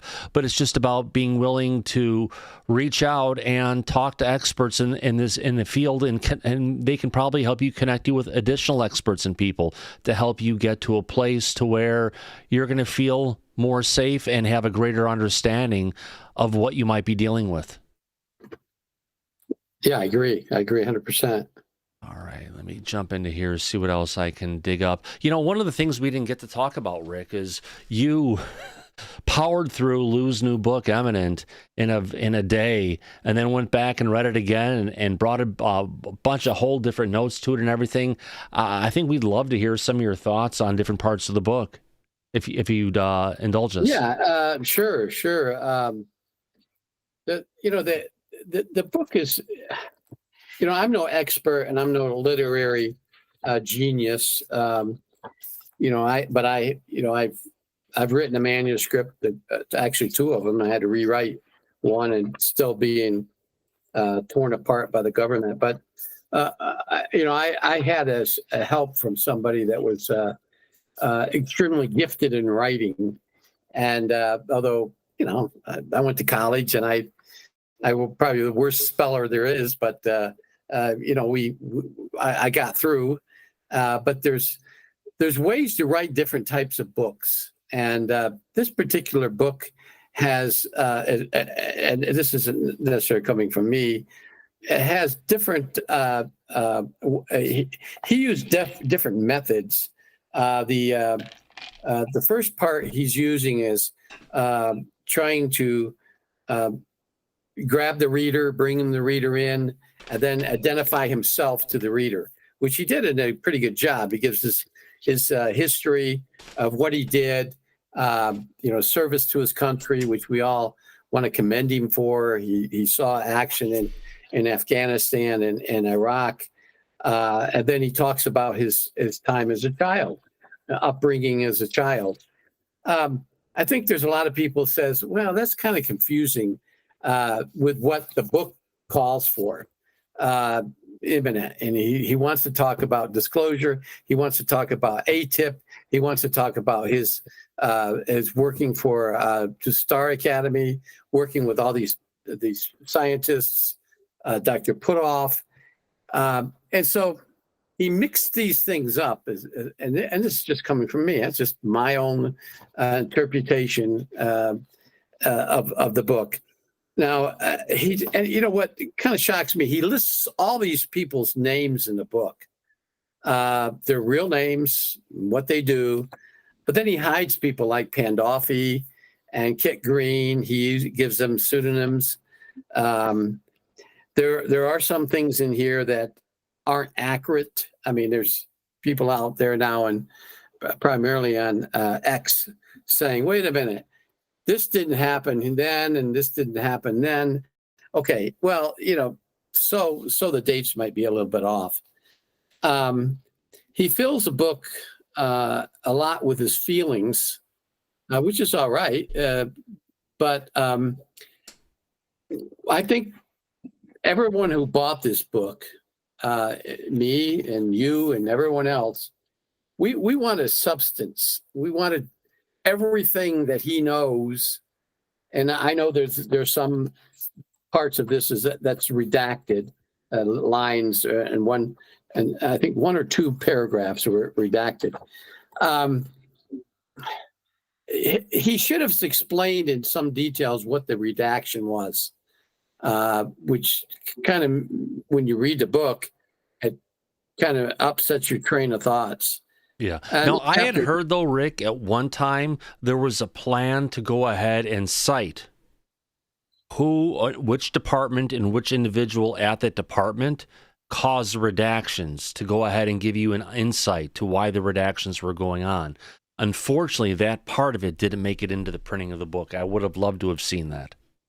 Because that way it would have given you insight to say, okay, something's been redacted. Which agency, which department, which individual did this? Right. Yeah, exactly. That's what I'm saying. And then from that point on, you could submit a FOIA request. People that are in the know, there's a lot of people like myself and others that are just dying to delve into this. Now, what this book does do, it gives you, it's a plethora of FOIA stuff that he brings up in this book that now, and I'm sure already, I know I have a friend that works for me, a kid, really sharp kid. He's handicapped. He's in a wheelchair, but he does a fantastic job. There's nothing wrong with his brain. Anyways, he's an expert. Well, I would say expert, but he's pretty good at FOIA requests. And we already have 12 FOIA requests that we're going to send out probably next week. We're going to juice it up a little bit. But I know people can find probably close to 100 different FOIAs that they could seek out of this book. And I think that's a whirlwind that Lou gave us. There's some of the things he talks about. He lists in several different chapters his work with Dr. Puthoff and what Dr. Puthoff did and said, and some of the lectures he gave and so forth and so on. But he kind of leaves you hanging because he doesn't fully explain everything that Hal has done in this program. Now, I'm not going to say what we talked about, but Hal, when I got the book, read it, I sent Hal a message asking me if he was free, because he hardly ever answers his phone. You leave a message and he calls back, and he said, "Sounds familiar, Rick." Yeah, give me a call. So I called him and we talked a lot about this. And there's a lot of things that I think if Hal was here right now, he would say, that's not quite right. I think it was more like this than that. But anyways, it's more of a clarification of what's being said versus what's being said didn't even happen. Right. And it's what Lou wrote in here is his interpretation of what he was seeing. Right. Not necessarily of what these scientists were given to him. It's Lou's interpretation of what he got out of it. And like, if you go back, and this happens all the time. If you see something, you'll see something, I'll see it. Somebody will ask you, a third party ask you what you saw, and you're going to say, I saw this. And I'm going to say, whoa, I saw this too. But I saw it this way. So it's just a matter of what the observation. It's just like in communications. I think there's somebody here that has a communications degree. And I had a couple of courses. When you tell something to somebody or lecture them, it's how they determine or how they receive. Well, I'm sure you've had communications courses. How you receive it, might not be the way it was presented, and so you get into those matters. But and that's just English to English. Imagine someone who's listening in English, but they're from a different language, and they're trying to get it in, and everyone's going to have a different interpretation of potentially what was said. It's just human nature. Yeah. There's a guy that lives across the street from me, who was he's from Mexico, originally from Mexico. He served 24 years in the Mexican Air Force, flying fighter plane F-5 fighters. He came to the States about 8-9 years ago. Lives in town. He actually works at the airport. We have a local airport here, and I've had many conversations with him.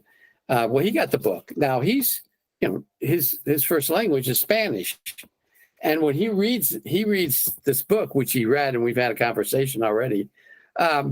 There's so much. Even though he was in the Mexican Air Force, he went to school in the United States. He went pilot training in the United States at Randolph Air Force Base, because they sent Mexican pilots up to go through pilot training. So he knew the English, but the way that the way he wrote it, Jose came over and said, "What does this mean?" He said this. What does this mean? So, yeah, like you said, it's if English isn't your first language, it's going to be. I just find I would love to see this. I guess there's a rumor that this is going to be translated in 15 different languages. I would just love to see it in Spanish. I speak Spanish pretty good. I can read Spanish, also German. I would be interested to see how they present that in another language. Yeah. It'd be interesting, it doesn't even need to be done by humans these days. They have LLM models to go ahead and actually you could possibly say, go ahead and translate it to Spanish with a dialect from a particular city, and you'd be able to get a really good representation of something that would come across. Yeah, localization is just one of those things that's, it's losing its flair in the day of AI. But it would be good to see it, because you know what? It's something that should be translated. I would have hoped that we would have had that, but I just wonder if they're going to have to get the translated versions through Dopser as well, or they should be able to take the original version and get it out there in other languages without having to go through that 1 year approval process. Yeah. One thing he doesn't mention in the book, at least I didn't see it, is he grew up in a Cuban family, South Miami, which is, I've been there many times. I have a very, very, very good friend who was an intelligence officer who lived down there, and I visited him. He unfortunately passed away, but in that area in South Miami, when you walk down the street, at least when I was there, you rarely heard English. you heard nothing but Spanish or the Cuban dialect. I just wondered if Lue grew up speaking only Spanish at first. It doesn't mention that. His mother and father. I just wondered. That's just something I was curious. I'm sure he speaks it, but whether that was his first language, because around here, even in New Mexico, if mother and father speak Spanish, you grew up in a household speaking both, but primarily when you're first learning it, it's going to be Spanish first and then English. And so continue. Okay. I just wondered what he delved a lot. Hey, Rick, can I tell you that in the book it says that he was in Cuba with his parents when he was first born. Something about Fidel Castro. Okay. I remember reading that. Yeah, so he would have been. Yeah, he would have spoke Spanish first. Speaking Spanish first, which is, yeah, and Cuban is, Spanish is Spanish, but Cuban has its own dialect. I went to a real quick story. I went to while I was working for Dr. Putoff, went to a place to speak to a man who had an experience, a UFO experience, and had something that he had found on the ground. And it just wasn't me. It was other people from the Institute for Advanced Studies. We get there, and we were told this guy speaks some English, but probably primarily Spanish. I said, I can translate. Well, unfortunately, he spoke Cuban, Cuban dialect. And when I started asking him simple questions in Spanish, he reverted to the Cuban dialect. And although I understood some of what he was saying, I didn't understand everything he was saying. But fortunately, when he realized I didn't understand Cuban dialect, he switched to more basic Spanish. So it does, and just like Puerto Ricans the same way. When you speak to somebody from Puerto Rico, number one, their words are I call it distorted because of the speed of the language that they're speaking to you. But it's sometimes difficult to even understand Puerto Rican. But there's so many different dialects in Spanish that, like in, for instance, in Nicaragua and Honduras, I went down there some time ago to watch a exorcism, and the little girl that was the victim of it. I mentioned it once in the back chat a long time ago. 11-year-old girl only spoke Garfina, which is a dialect, rare dialect that they speak in Honduras, and it doesn't sound like Spanish because it's more it's a mixture of Mayan. Mayan had their own had their own language. Anyways, I don't know how I got off on that, but there's a lot in the book that talks about things that he did, but he doesn't explain, and that may be because it's classified. He talks about data. He talks about conversations he had with Chris Mullen, and some other conversations he had in a room with other people. But there isn't a ending to that. He kind of leaves you in suspense on a number of. I mean, I went through. I think I found I don't know how many places where he kind of left you hanging. He didn't fully explain things, and again, maybe it's because he can't, because it's classified.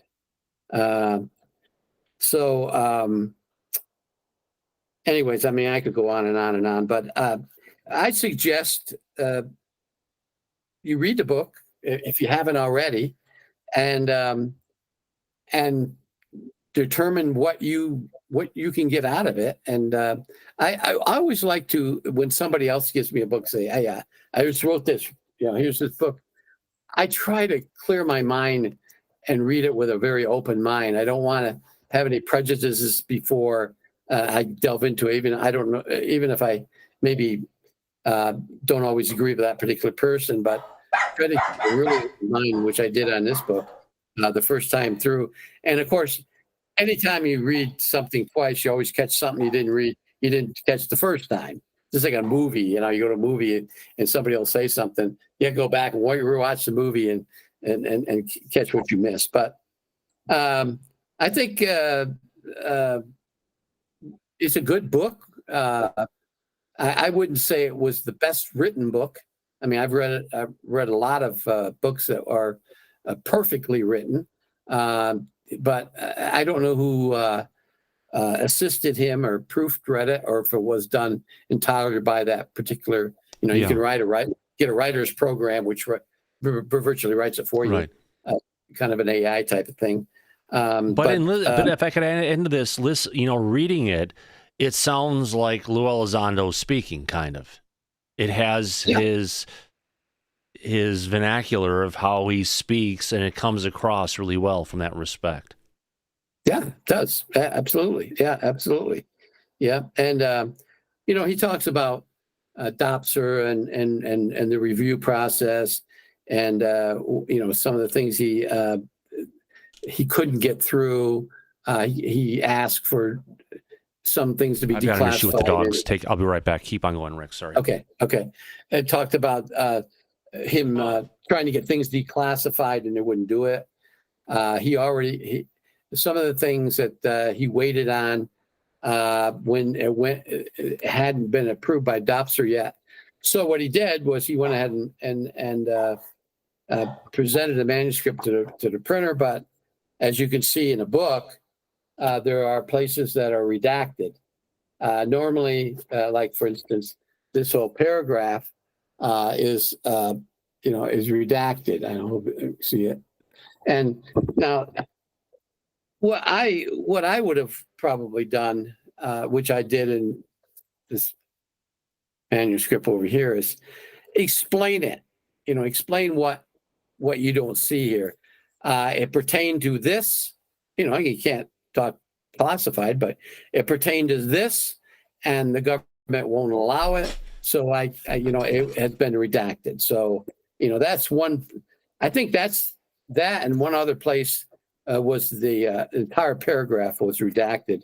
Now there's lines and words and locations, a lot of locations that are redacted in the book. And I like the fact that he brings up his family. He shows pictures of his father and his father teaching him how to shoot a gun, his father, his mother, and talks about his mother and father, and also his experience as a soldier. How he went in, how he went in, enlisted. He went to college, got a degree, and with a degree you can normally go in as an officer, but he decided to go in as an enlisted person, a grunt, so to speak, a ground grunt, and he went through infantry school and then on to into intelligence. But I like that because it gives you a warm feeling about the guy, and he served his country. God bless him for that.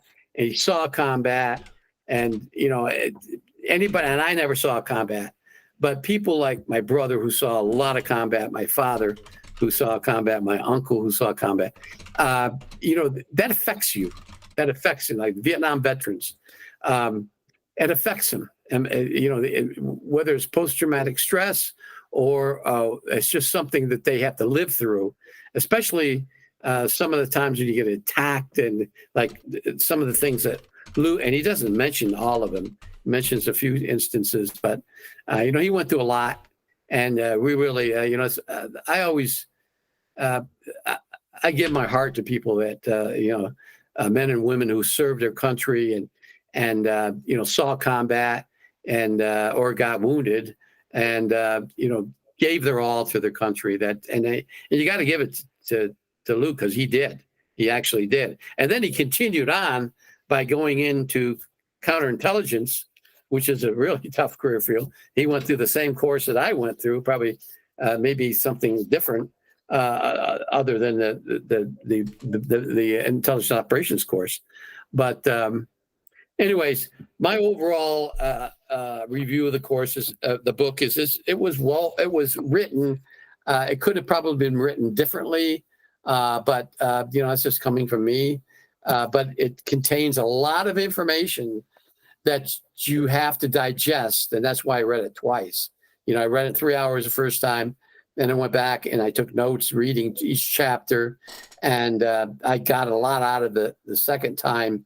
And then again, we're going to do FOIA requests because we're going to see how much the government will admit to this. So. Anyways, that's my review of it. Well, thank you. I appreciate that, Rick. Yeah, sorry I had to step out when you were no problem. in the middle of it. Mocha the Husky escaped from Luke. He was brushing her outside, and she bolted and got out of the leash.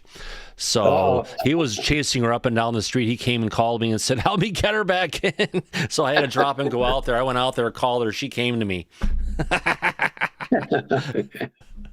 For Luke, it was just like, no, you can't catch me. I get out there and I call her in in a fun way, and she came right to me. So you got to have some fun with it.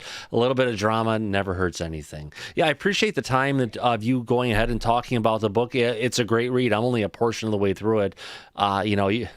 You're a much faster reader than I am, and more importantly, you probably have a little bit more time than I have to be able to get into it. Yeah, I probably do. Yeah.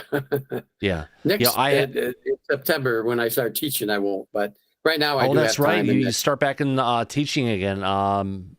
Calculus, right? Yeah. This semester, I'm going to teach a class in college algebra 1, which is like it's like high school. It's a little bit of algebra 3 in your senior year you get, and then the college algebra, and trigonometry, which I haven't taught in a while. So those are the 2 courses I'm going to teach. Nice. Can't wait to hear that goes. Hopefully you've got some great students, but you know that it's always that curve of some who aren't the greatest, and you got the middle and you got the best. So it's always a challenge. Well, wonderful day coming. Is there anything else, any other updates you have on Disclosure we haven't had a chance to talk about since we've been focusing on so much about Lue lately?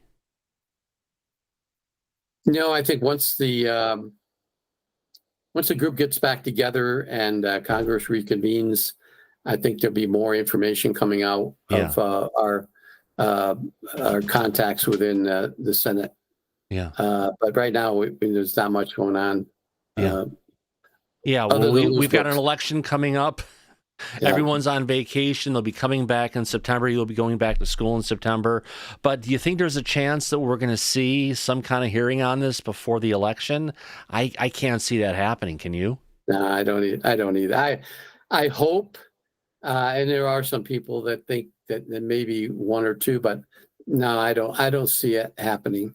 Not until after the elections, and people are waiting to see who gets in there. And I think, there's a drastic move on the part of JFK Jr. and dropping out and then endorsing former President Trump. That's that. I think looking at the polls, that really helped Trump.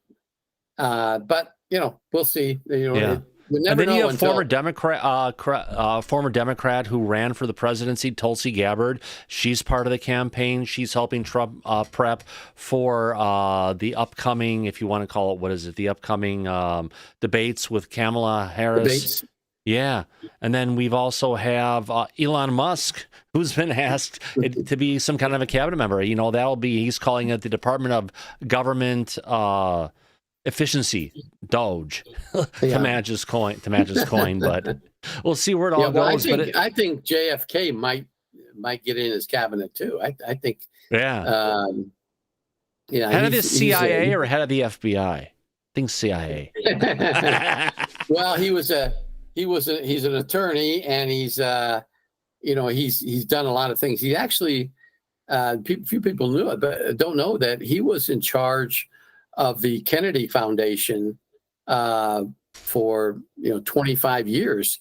He managed the entire foundation, which I think was $9 billion, and he grew it from $9 billion to like $14 billion. So he knows something about finances. If he could do that, and so I don't know. It's So RFK officially dropped out. He's going to pull himself off the ballot, at least 10 different states, and he's officially supporting the Trump campaign at this point. He's endorsed Trump. Right. Yeah, and he wants all his supporters to go over now.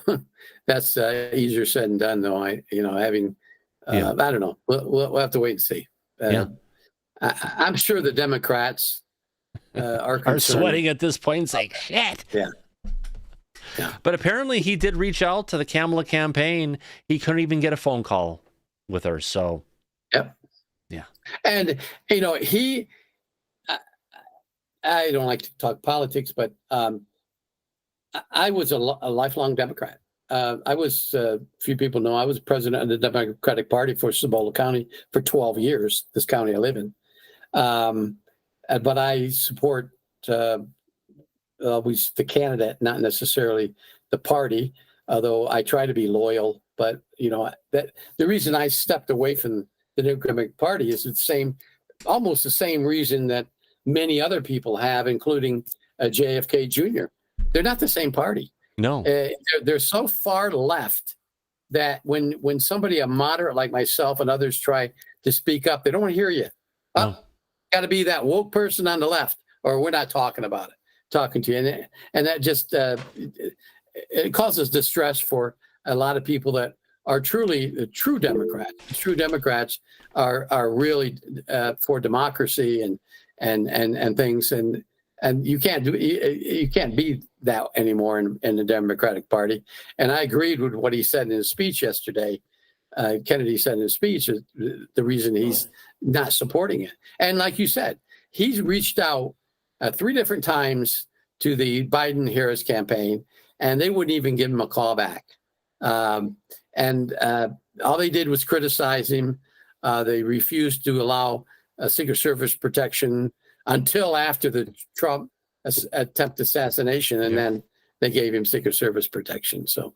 Yeah, but Kennedy, out of all the people running for office, was the most outspoken to say, I'll bring out as much as I can bring out about disclosure unless there's a really good reason that we can't bring some of it out. But if he can get in there, it's, well, along with Trump, who potentially would bring the truth out for that matter, I think we've got a good chance. And like you, Rick, I'm independent. I don't vote on party lines. I vote on the candidate who's there. I voted for Obama twice, never voted for Hillary. I voted for Trump twice and would do it again for that matter, just because you look at what's for the good of the country, not the good of the party. You look at the center, not particular one side or the other, the extremes. Yeah, and I did the same. I voted for Gore, but the second time I voted for Bush. Yeah, I voted for Obama. I think I really think he was a good president. There are people that have problems with him, but nobody's going to be perfect. Right. But he was a real true moderate. I thought Trump, when Trump ran, I just thought he was a joke. I just didn't take him seriously, and I didn't like Hillary, so I voted for my governor, former governor of New Mexico, Gary Johnson, who's a very good friend of mine, and he was running third party, and I voted for him because I didn't want to. Did I waste a vote? I don't know, but anyways. Yeah, enough politics. Exactly. You vote where your heart is, not what people tell you to vote. That's what it comes down for truth. Wow. Right, well, going back real quick, I've voted for a Republican, a Democrat, independent, and even a communist. We had a mayor in town years ago here in Grants he was a communist, but I tell you what, I voted for him. He was voted into office, and he did a better job than any mayor we've ever had. Right. And he would say, now the problem. He was being honest, and rather than saying he's a lefty Democrat, he actually said where his roots were. Exactly. Unfortunately, the city council wouldn't pass almost any of his laws or any of his policies until the end, and he had got a few passed, but it was checks and balances. He knew what he could do, and he knew what he couldn't do. So, anyways, enough of that, I guess. Yeah, enough of that. Great conversation, though. Happy Saturday, my friend. Wow, we went a little bit over. We had a good audience here all day today. I think we've covered everything. Tia Loreno, you've had your hand up very patiently, my dear lady. I just wanted to tell Rick that he said it really good. That was about Kennedy and the Democrats, because that's how I was too. But they went too far left for me, so I didn't change. They did. Yeah. So exactly. Yeah. They moved the goalpost for us. Yeah, they did. And they used to be about science and the underdog and families, and they're just not about that anymore. So yeah. I think that you said it perfect. I couldn't have said it any better. Yeah. Thank you. Excellent. Great show. So we had an opportunity to go ahead and recap some of the news of Lue Elizondo this week, just like we promised we were going to go ahead and do. He's been in a ton of articles all over the place. We'll try and get some of those covered in the days ahead. We've got Lue still. There was supposed to be an interview last night on CNN. It's not anywhere to be found. So if anyone sees it out there, let me know. I've looked on Twitter, looked on YouTube. Doesn't look like it happened. I'll reach out to Lou or Jennifer, find out where it's at, and try and get some clarity, because I would have loved to have covered that on today's show, because that's something new for us to be able to get into and talk about and provide good analysis for. Rick, it's nice happening when there's a lot of videos and stuff to cover, because that's one thing we've always covered a lot on Disclosure tonight. And it's hard sometimes when everything in Disclosure just freaking dries up and what do you talk about? What do you cover? So we're in a good place right now. I want to thank everybody for helping us get to 8,000 subs. We wouldn't have been able to do it without each and every one of you who's a subscriber in the chat and who watches this channel on a regular basis. I am humbled and thankful. And, does 8,000 subs mean anything? No, it's just a number. But it's something. We've been so close to 8,000 for like 4 months and just going up and down a little bit. Glad we could ride this wave and get everybody's help who got us there. I've noticed some new people showing up in the chat today, and thank you for your support and for being part of the Disclosure Tonight family. On that note, I want to go ahead and thank everybody for coming out to this episode of Disclosure Tonight. I want to thank come on, I was supposed to be quiet. I want to thank our audience for some super chats. Actually, I want one super chat today from Faiswell for $9.99. Thank you very much, Faiswell. You're a regular supporter here on Disclosure Tonight. You help out in the back on a regular basis. You're a trooper and a friend. Thank you for being a part of it. More importantly, I want to thank Rick Doty for coming out here tonight. It wouldn't have been the same without you. We had Mike for a bit. He's got a bunch of family stuff going on, summer vacation things with the family. So just like the movie. Where's the station wagon? Where's the station wagon, Mike? On that note, as we usually say at the end of Disclosure Tonight to all of our friends, eyes open. Actually, you know what? Let's do ahead and do it right. Let's thank the people who are still in the chat who have been hanging out with us today. Who's still in chat right now? Let's take a look and see Ann Joanne, Alexander, Andy W., Country Carpenter, Digger Dog, Eli McGinnis, Firefly, First Contact, Heiser Soze, I'm Cold, Invisible Tracker, J-Cat, Kathy, Kelly Brotner, Piercing Blue Eyes, King Bull, Metal Gaming, Ms. Cussell, Paul Damon, Rick Doty, Shermanator Osborne, Tets, and the Chromosome Cowboy. How about that? I also want to thank our friends in the back today. Laura, thank you for coming out today, my dear lady. It was another interesting afternoon. Thank you, Thomas. You better believe it. Andy W. from Bristol, thank you for coming back. It's great. So I wish you were feeling better, my friend. Yeah, we'll get over it. But it's been a pleasure to be back, and I've missed everybody, and it's so nice to see everybody. I've got my book, and I just want to thank everybody in chat mostly for being pretty. Chat's been really good today.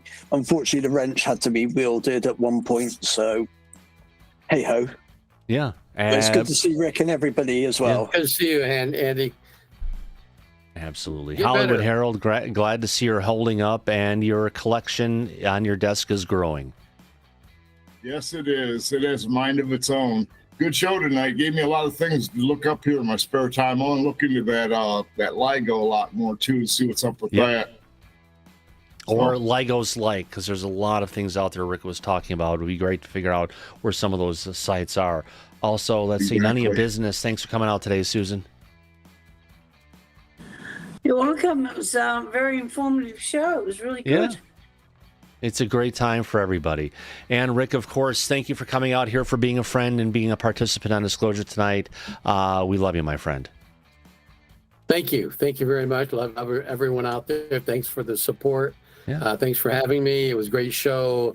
At least what I know the show was great, but I kind of jumped in at the end. I wish I could have jumped in at the beginning, but like I said, I was gone, and I'm going to be leaving here shortly. We have a dinner date, my wife is and another couple, so I'm not going to spend too much time in the back chat, but I will go in the back chat, but I won't be able to spend too much time there. Well, thank you. I appreciate that, Rick. We love you very much. And everything, as we usually say at the end of every episode of Disclosure Tonight, eyes open, no fear, be safe, everybody, but go back to Party City where you belong. Absolutely. We'll catch you on the flip side. Good night, everybody. See you Monday. Y'all come back now here. Take care. Bye.